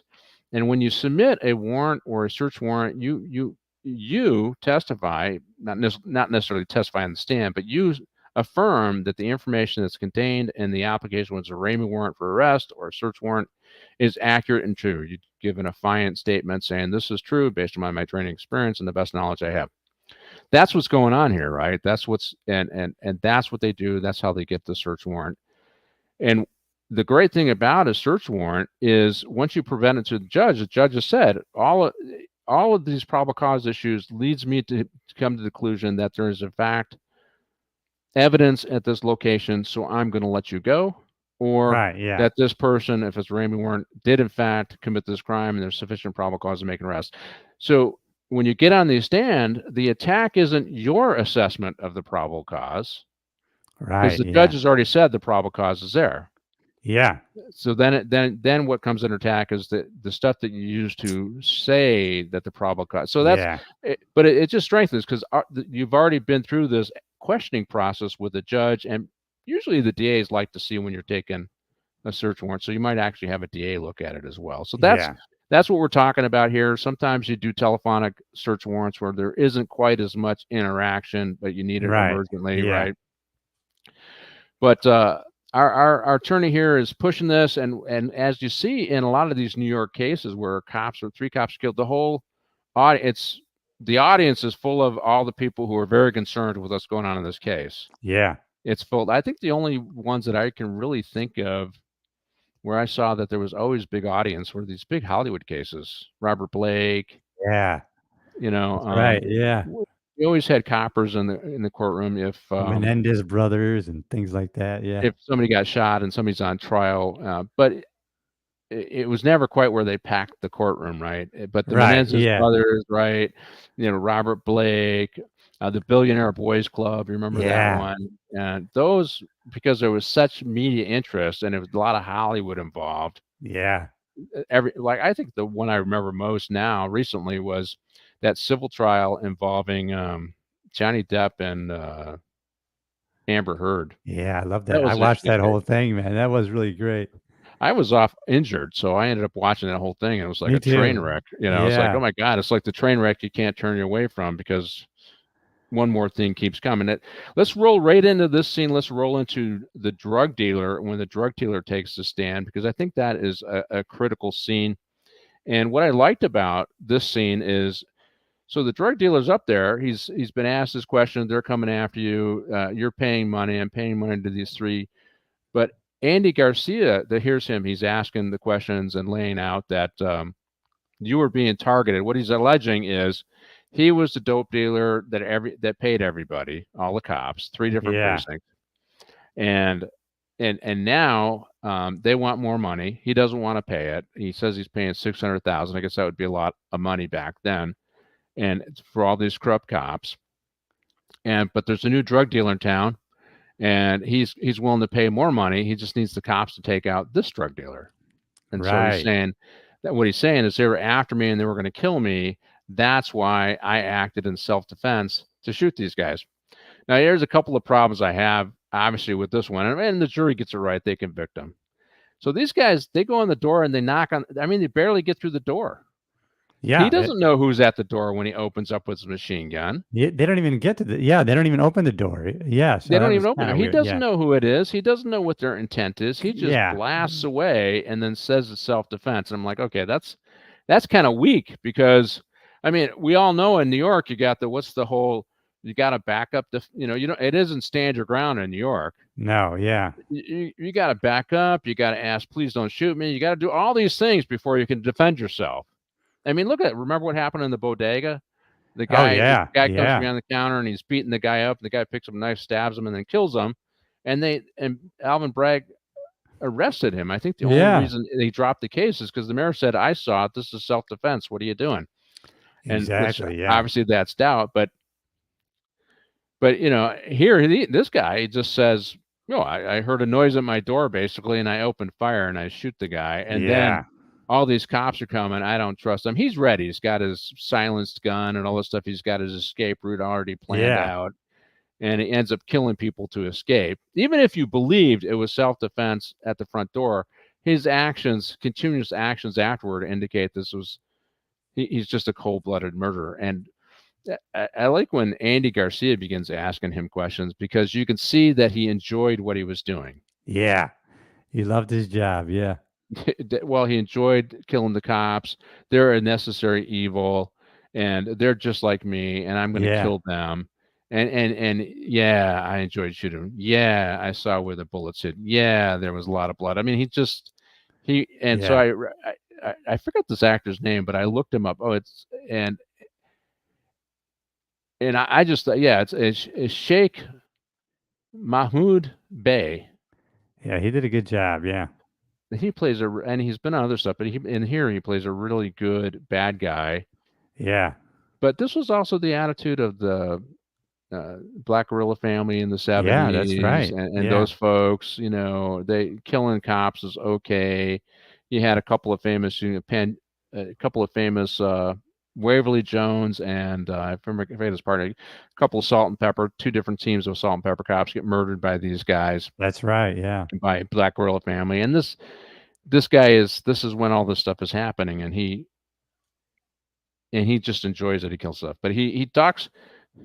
What he says. He says, I don't know if you listened. He says there's three things you need to be a good dope dealer, because he asked him that: a place to buy, a place to sell, and protection from the cops. That's what he says. Right. That's right. Yeah. And then he starts getting asked questions from Andy Garcia. And here's, when you get asked a direct question, when you get on the stand, this is why they don't ever put you on the stand. So this is one of the reasons why he had to make the self-defense thing, and he had to put them on the stand. But he starts getting asked tough questions. Did you ever kill anybody? He starts taking the fifth. Yeah. He starts taking, and that's no bueno in front of a jury. What do you mean? You want us to agree that you're this innocent victim? But he ends up taking the fifth. So what do you think of this scene, Cliff? Yeah, that was a good scene. A lot of the and the scene where the shooting happens, like I say, a lot of that was clownish, the way these guys pull in there. But they do base a lot of things on truth, which I liked about the thing. Even the whole thing about the lawyer there by Richard Dreyfuss saying, I want you to take your shirt off, take your pants off. See this guy before he goes into jail. He doesn't have any injuries. Lawyers they started doing that even in LA. I noticed. Yeah. And and then the scene where the cars rush in and then a tire blows or whatever, and then people start shooting contagious fire. I mean, that actually happens. And so, people just start shooting because they hear shots fired, not even knowing who is shooting. So they do base a lot of the stuff on facts. But I think the courtroom scenes here were very, very accurate for sure. Well, I will say that's one of the reasons why, if you're a field sergeant, you got to control the response, man. You have to control response. Sometimes people would get mad at me because you're not to let the deputy handle it. He knows what Hey, listen, what I'm seeing is an uncontrolled response. My job is to make sure it's controlled. Yeah, that's right. And people's passion needs to be set aside to good, sound tactics, because ultimately you want to come away with the guy in custody, right? Right. And so here we got Richard Dreyfuss. Basically, I'm finished, but we go through this scene where Andy Garcia starts asking a question, and I go, I don't. Did you see here's the other thing. I mean, they have this big guy standing behind this stand. Now, this is not accurate, right? There's no way that this guy's going to stand up and destroy that the witness stand the way he did, right? And so let me clarify. So in most cases where the witness is testifying, you'll see it. Lots of times you're kind of in a box, right? Yeah. But this is all heavy oak or walnut. This is stuff that's nailed down. You're Oh not man, gonna. it's solid. It's solid stuff. You're not gonna flip that over and be able to attack. You got to jump No. over it. You can't flip it over to be able to Yeah. attack the attorney, because that's what he ends up doing when Andy Garcia gets under his skin. There ain't no way in hell you're turning over that heavy desk and witness stand in any court that established traditional courts. They might have some little community Yeah. court that you could do that in, but your case wouldn't be there. No, that's right. Yeah. So I thought, I have seen suspects jump the table and rush the witness stand against officers. Liar! And they rush. They did that at Compton a couple times. liar. Well, Mike Ashley's has been on my show, and he worked Yeah, for a long time. He goes, you have to, you have to, you really pay attention as bailiffs, because they're responsible. And sometimes it's only one bailiff in a courtroom. Yep. But if they're Oh, doing yeah. criminal, usually they had two bailiffs in the courtroom if they're doing criminal. Yeah, those things do happen, or the threats against the judge. Those kinds of things do happen.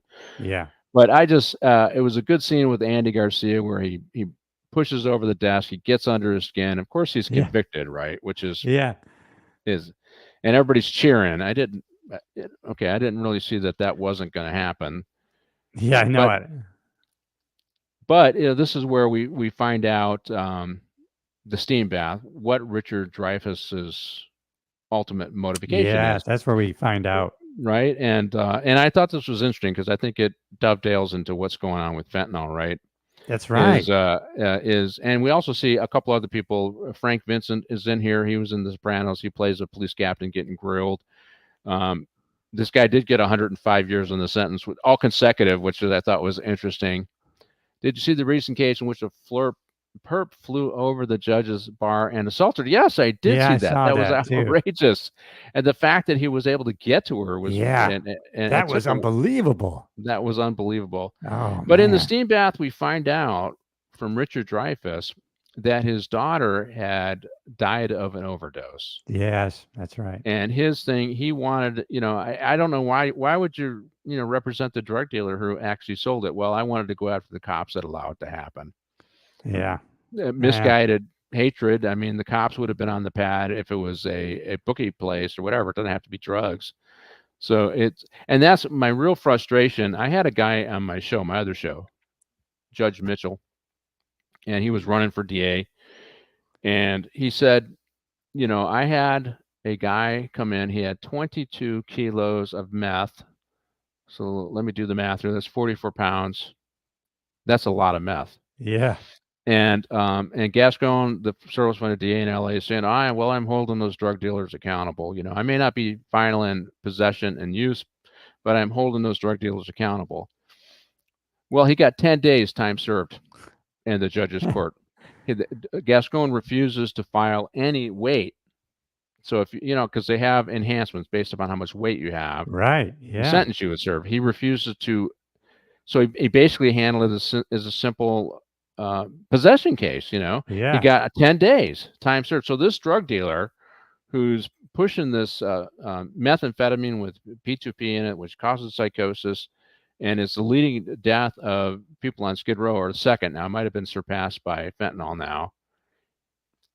Gascon, the DA, is basically giving him a pass, right? And so here we got this defense attorney saying, well, I want to break up the system because my daughter died of a drug overdose, and we have a lot of people who are dying of overdose on fentanyl. It's skyrocketing, right? So, and so, I mean, that's really what's going on today, and it's one of the things I've been talking about it for 5 years as this stuff is skyrocketing. I want to say we had 3,200 in LA County alone last year, whereas when Prop 47 was passed, I think we were right around 1,000. So I mean, that's the progression, and it spiked under Gascon. I think we went from 2,700 to 32, so 500 in 2 years.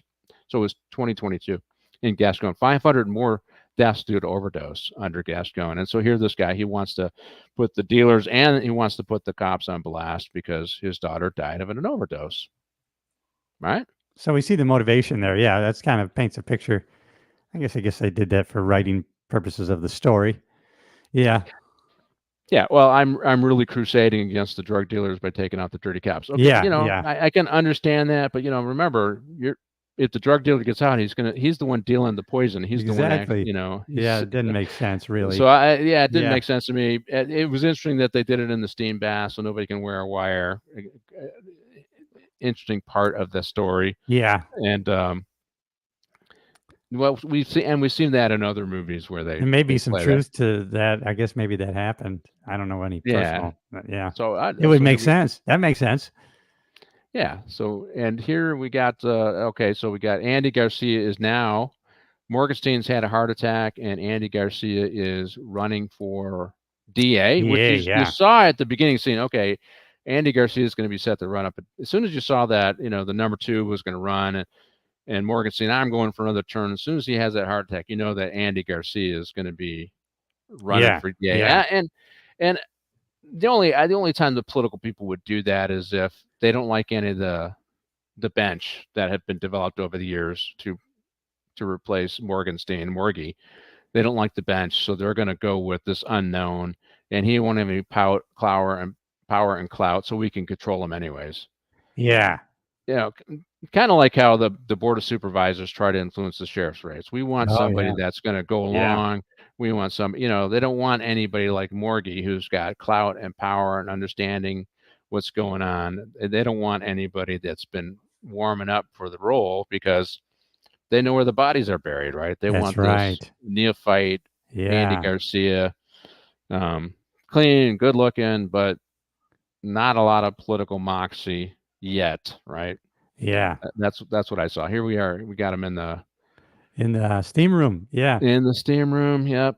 So I do like Richard Dreyfuss, though. I can't think of a movie. He was in the one where no, that was Dustin Hoffman. That's Tootsie. I can't remember what. yeah. He was in a couple movies. One, he was a psychologist. He was on a late. I can't remember the Yeah, name, but yeah. Analyze This, wasn't he? Analyze this. That's correct. Analyze This Yeah, with that was pretty funny. one of my favorites. Yeah, yeah, A good comedy, tongue in cheek yeah. It was great. kind of movie, and yeah, it's funny. So hey, right after the scene, go ahead and roll right into Joey Allegretto because that's a scene where we find out that actually Joey's been on the take, and it's interesting how much he says. He 70,000 over. I guess back in the 70s that would have been a lot of money, right? Yeah, 70,000. But he does. What's the Andy Garcia's character does get elected DA, right? yep, yeah, And his dad invites him over. So let's show the scene. It's Joey Allegretto.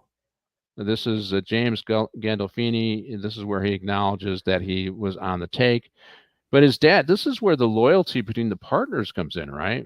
And yeah. so That's the right. dad is torn, Oh yeah, and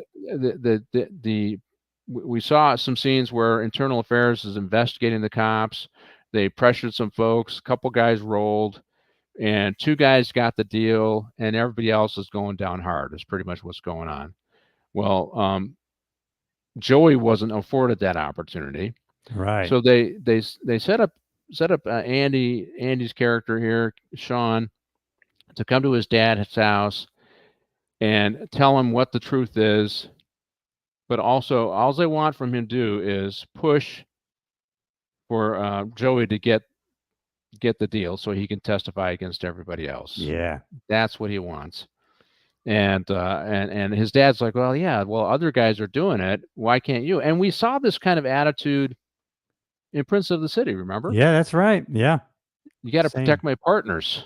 That's You right. got to protect my partners. You got to help them out. And in fact, I think he convinced one of them in Prince of the City. They convinced one of the partners to testify against Yeah, the others. One of them committed suicide. yeah, And so here he is. So in this scene, they're trying to pressure Andy Garcia to help Joey out.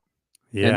this is the tough part where the honest cop, or for the most, maybe he knows what's going on and he puts the blinders on, but he still has loyalty to this guy who's been Yeah. through thick and thin on.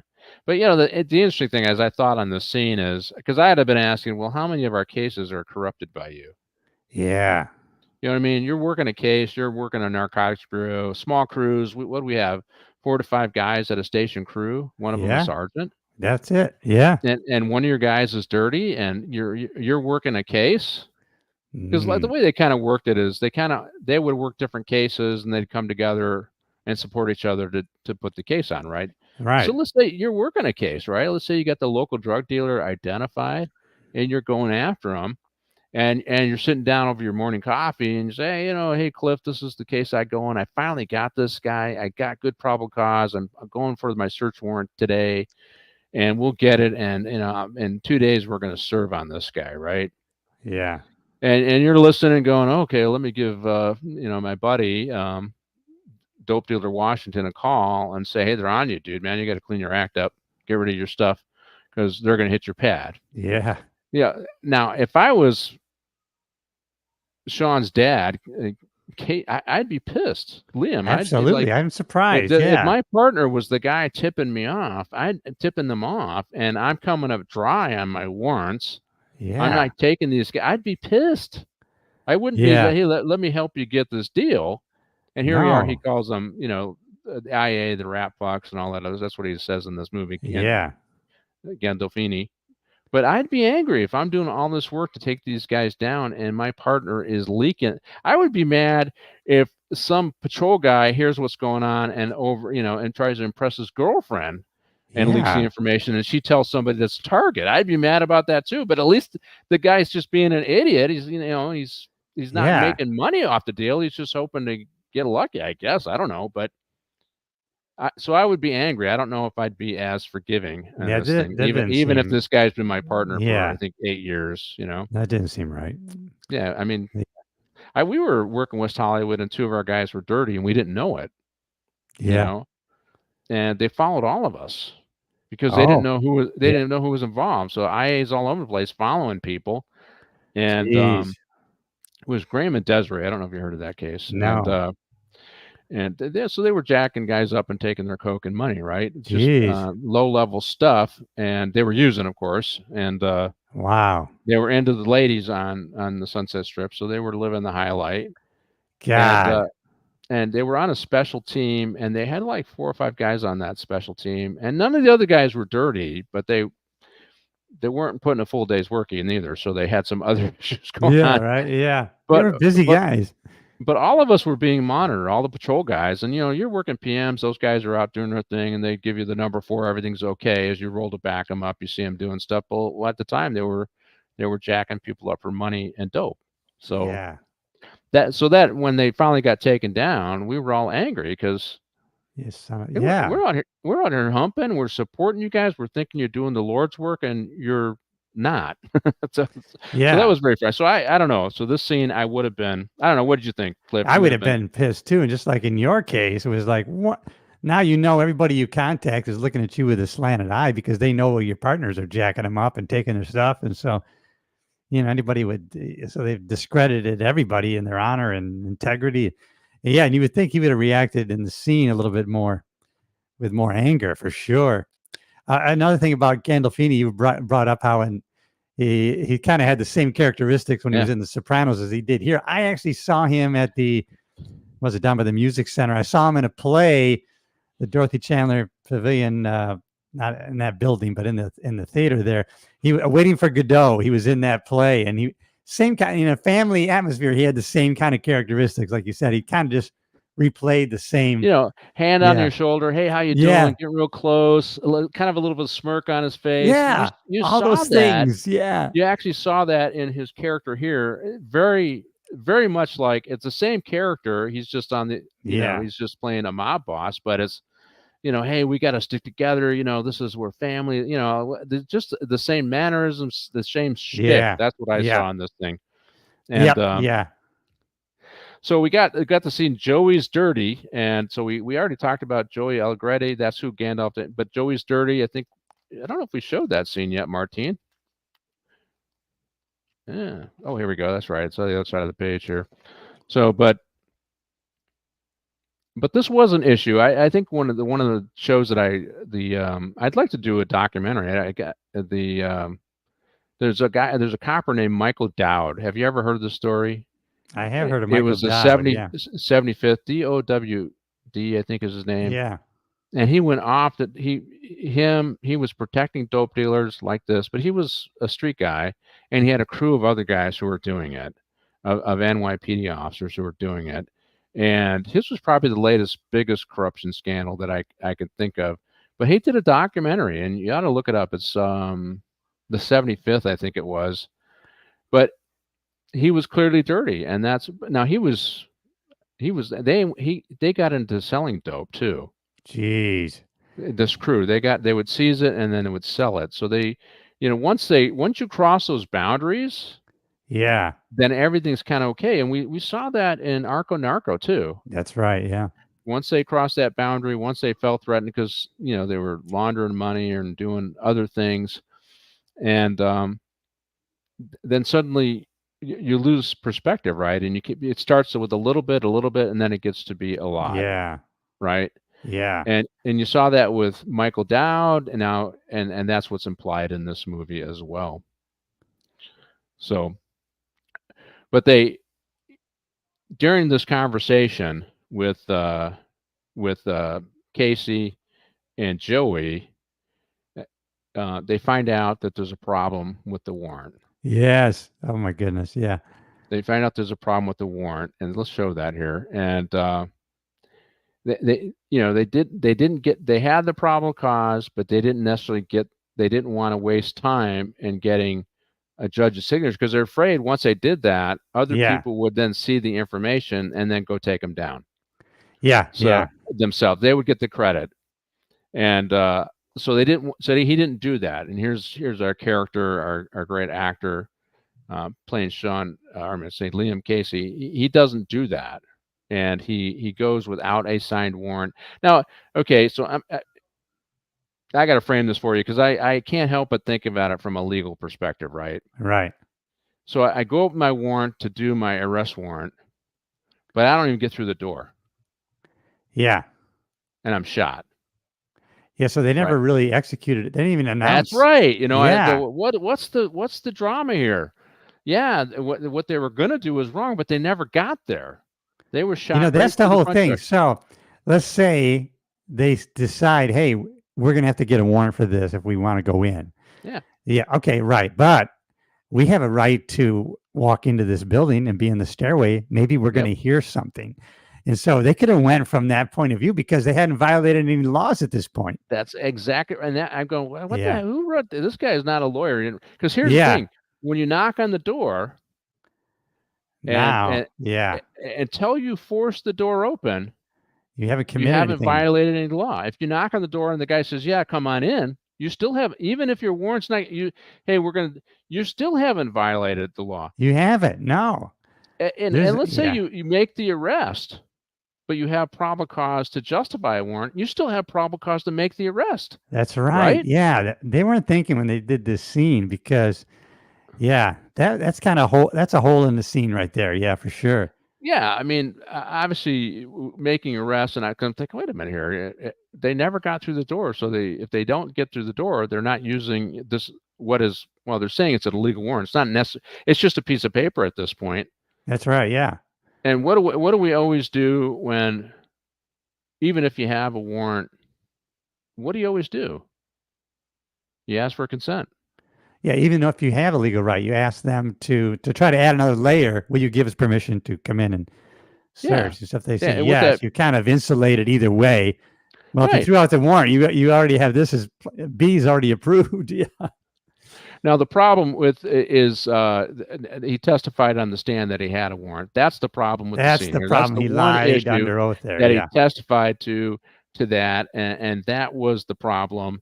And he's, obviously, the interesting thing about the previous scene where Joey's there and Liam and Sean are arguing is that Joey says, hey, I'm asking for help, but I don't want you guys at odds. So I'm out. Do what you got to do. And he leaves, right? And he ends up killing himself, which is a la Prince of the City, right? Yeah. Yeah, a la Prince of the City.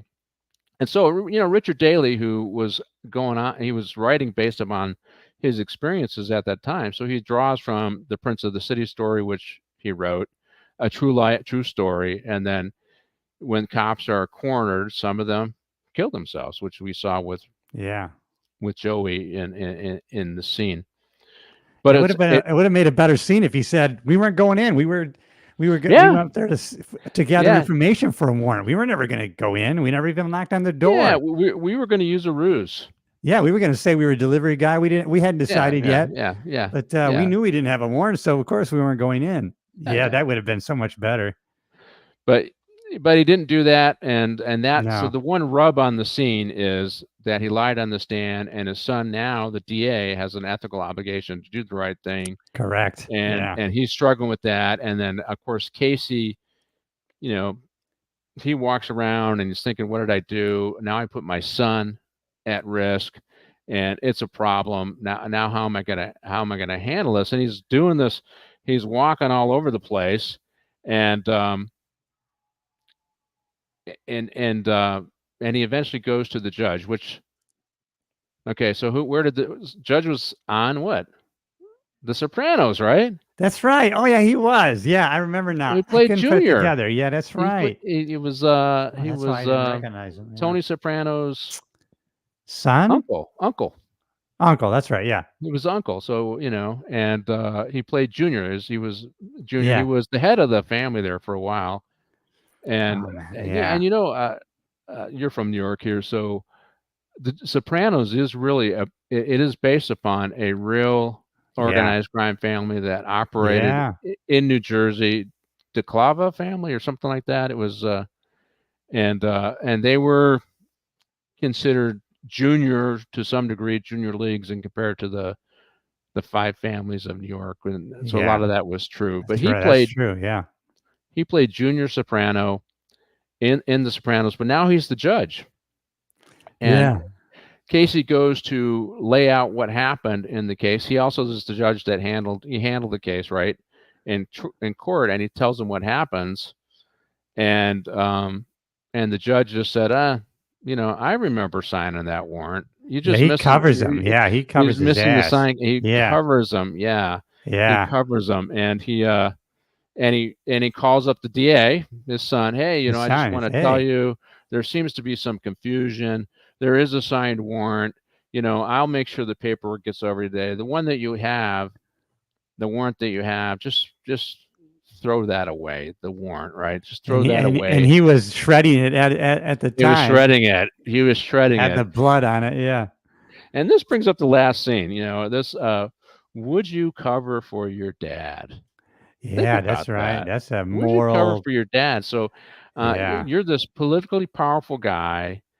You know that your dad, he probably wouldn't go to prison on this. I mean, you're the guy that's prosecuting, but you'd have to turn the case over to the state. You couldn't do it yourself because of conflict of interest. Would you cover for your dad? That's interesting. So, and in this case, the answer is yes. He did cover for his dad, right? Yeah, he did cover, but his dad found a way that he didn't have to, because I mean, theoretically, the judge says, "Oh no, there's no problem here." So if he ever gets questioned, he goes, "Yeah, there was some issue," but the judge clarified that no, there was an actual warrant, and so they're out of danger here, right? They're out of they're not in peril. But that's a question: would you cover for your dad?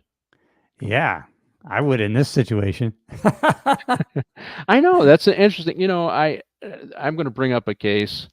And it's the Lee Baca case, right? Yeah. Lee Baca and all the people involved in his scandal. And I knew both sides of it because I was on the union.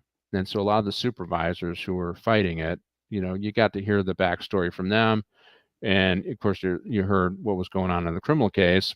And, and I just think that Baca absolutely blew it. But he had a chief. He had a chief, Ted Sexton, who was a former sheriff from Toluca County, and his son was involved in the scandal, James Sexton. Oh, yeah. I remember that? Yeah.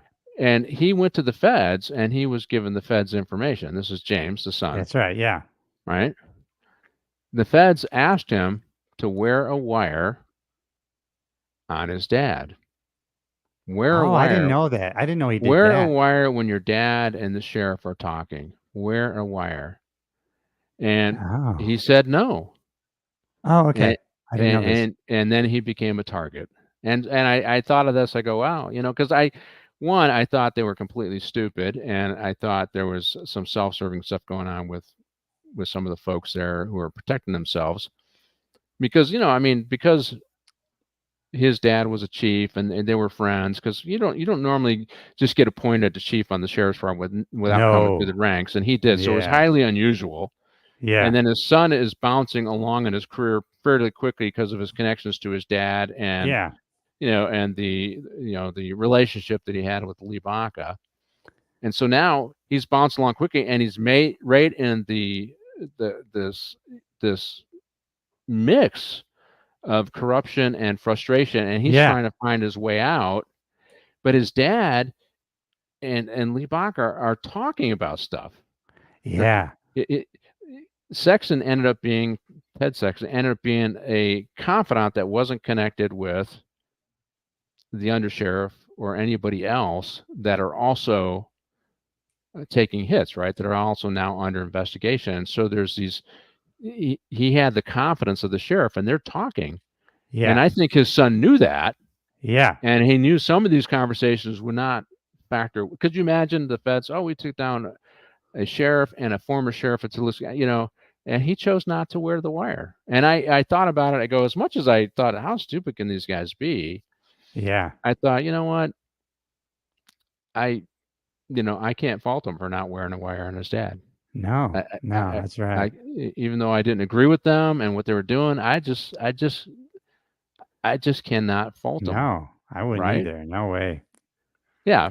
Yeah. My dad was a cop. I don't know if somebody came to me, if we were, Yeah. would I, wear a wire or do that? I probably would say, no, I'm out, Yeah. And here's the thing, in that case, Sexton went to jail for he went to federal prison for, I want to say, 18 months. Yeah. I had one of the friends of mine, he went for 2 years in Wisconsin. Yeah. Oh, is that where they sent him? Wisconsin? Oh God, Well, they California. sent one guy to Wisconsin. He was just the only one. As a matter of fact, even the people working the prison go, that's unusual. Why would they do that? Knowing your family can't really visit, they're stuck in Yeah, California. there was some. You know what? I felt there was some There vindictiveness was in the case. vindictive things. If you invoked your rights and didn't talk to them, they really went after you. Yeah, yeah, and then you watch the, the judge definitely, I think, guaranteed that conviction. That's how I felt Yeah. about it, and particularly when they went after Baca on the second trial, he got, it was 11-1 for acquittal. Wow. He, I didn't even follow it after oh that yeah, point. Yeah. and then they looked at the strength of how he was able to get to that, and they, like, Jeez. he would wear a sheriff's pin on his lapel. The sheriff would. Yeah. They told him he couldn't do that anymore. He brought up some positive things that he did for inmates, because this was an inmate abuse scandal, and they said can't talk anything that humanized him to the jury. They got rid of. Oh my God. So they Yeah. pared it down. Anything that made the state's case, the federal case, weak, they pared down Baca's ability to Jeez. present that the second time around, and then he was convicted. I didn't lose a whole lot of sleep over that, but I just thought, wow, No, but he did a lot for the inmates actually, yeah, he as did. far as creating an environment that was tolerable. Yeah, if they had known what he did, I mean, he went way overboard to try to make it a better place.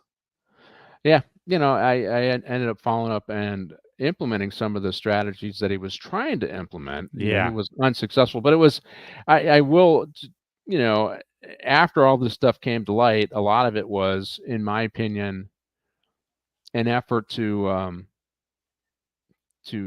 have that to present at jury. So it was really about shoring up his reputation.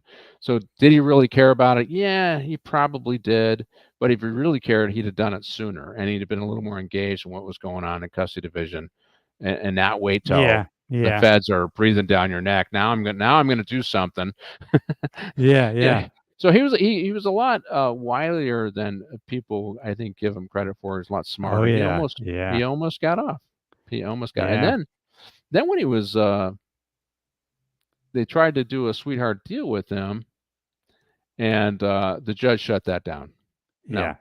no, no. They're going to give him 6 months conviction on one charge and 6 months where he did no prison time, and the judge shut that down. The prosecution offered that deal, and the judge shut it down. Wow. And I thought, wow. And you know what and who was leading that prosecution case? No. Eileen Decker. She now does oversight for the Los Angeles County Sheriff's Department. She was on, Jeez. I know a lot of Wow. people hate her, and I thought, I don't know, man. I never knew her. When she was No. at the U.S. Attorney's office, because I used to work with her on grants, federal grants, Yeah. stuff. So I knew her, and I liked her, and I thought the weakness of the case, what she offered Baca, was fair. It was unfair Yeah. compared to what happened to all the other guys, but it was. Anyway, Yeah. she got overrode. But hey, so Yeah. this was a good movie, right, Cliff? It was a great movie, another Sidney Lumet classic, and then great actors: Richard Dreyfuss, James Gandolfini, our Ron Liebman, who has been in a couple other films we like, and Andy Garcia, just a tremendous actor. So kind of a great lineup, great writing, except for a couple minor scenes that I didn't like the way they went. But I think they had a lot of fact-based consultants on this deal, and so I loved the movie. Yeah. Yeah, if it had been able to get Vic, former NYPD, it would have been fun to talk about the venues, where the things happened Yeah. at, and what it's really like with the. So tell us about the ADA. Is it really like that, where they got a ton of cases, and get his perspective? Because as a detective, he would have worked with them closely, and he would have seen Absolutely. that. Yeah. That would have been So we got a couple minutes, Cliff. What do you have on the calendar for your podcast coming up? Well, I've been doing a lot of interviews, and one of the God, if I could have anybody really watch one, it's one that's coming out by a guy named John Brink. Let me tell you just a short story of him. He was born in 1940, Nazi-occupied Holland, and several years, I think he was 3 or 4 years old. So been 43, 44. The Allies come in to liberate them, and most of what he sees is the Canadian Air Force and Army coming in to liberate him. And so from that point on, he wanted to live where his liberating heroes were in Canada. And he finally gets to Canada age 23, and he goes into Montreal, and he ends up going to Vancouver and starts a lumber company, a warehouse, and end up real estate, which he's involved in today. But today, he is actually training for his next bodybuilding contest. And he's about to turn 84 years old. Wow. What a great story. And so his story, especially about just, can you imagine, just because his mother felt safer, when she would take him up on the roof. They didn't want to be inside the house. And all he remembers is those fighters going over and the bombs going off and those smells. To this day, he still remembers those things. And so his love for freedom and he calls it all of North America, because he likes Canada too. But he is just so, but he's still inspired today as he was when he was 23. Just a great story. Wow. And we forget about. I think we have it way too soft. That's why we got all these people running around protesting everything, and way too soft. But just for me, tomorrow I got a judge on. I got CC Wood on. CC Wood, she's awesome, by the way. That's going to be a great Diana episode. Tran, and in 2 weeks I got I think it's Thomas Ellis of the Daily News, editorial writer. We're going to talk about anti-Semitism, the rise of anti-Semitism on college campuses. Very relevant issue. And then in 3 weeks I'm going to have Nathan Hochman on. He's the candidate running against George Gascon. But I also got some guys that fought in Benghazi when the ambassador was killed coming on. I got a reporter who was on the ground in the George Floyd situation coming on. And so I got a lot of really good guests coming on. I'm actually excited about my show, because I'm really getting some really quality folks. Not that anybody in the past wasn't quality folks. It's just I'm spreading my wings. I'm trying to get somebody on that can talk a little bit about Chicago, and will Chicago be ready for the Democratic convention? Oh my God, I know all it. of this Yeah. upheaval. That is going to be an important story, and I'm hoping to get somebody to come on. But we are Yeah. at the end of the show. Let's see. Protesting is not a problem. The problem is that we are protesting the wrong things. Okay, Martine. Yes, thank you so much. And Cliff, stick around because I wanted to exchange some information. You got it. Martine, Yep. we Well. are finished with the show. You can take it away.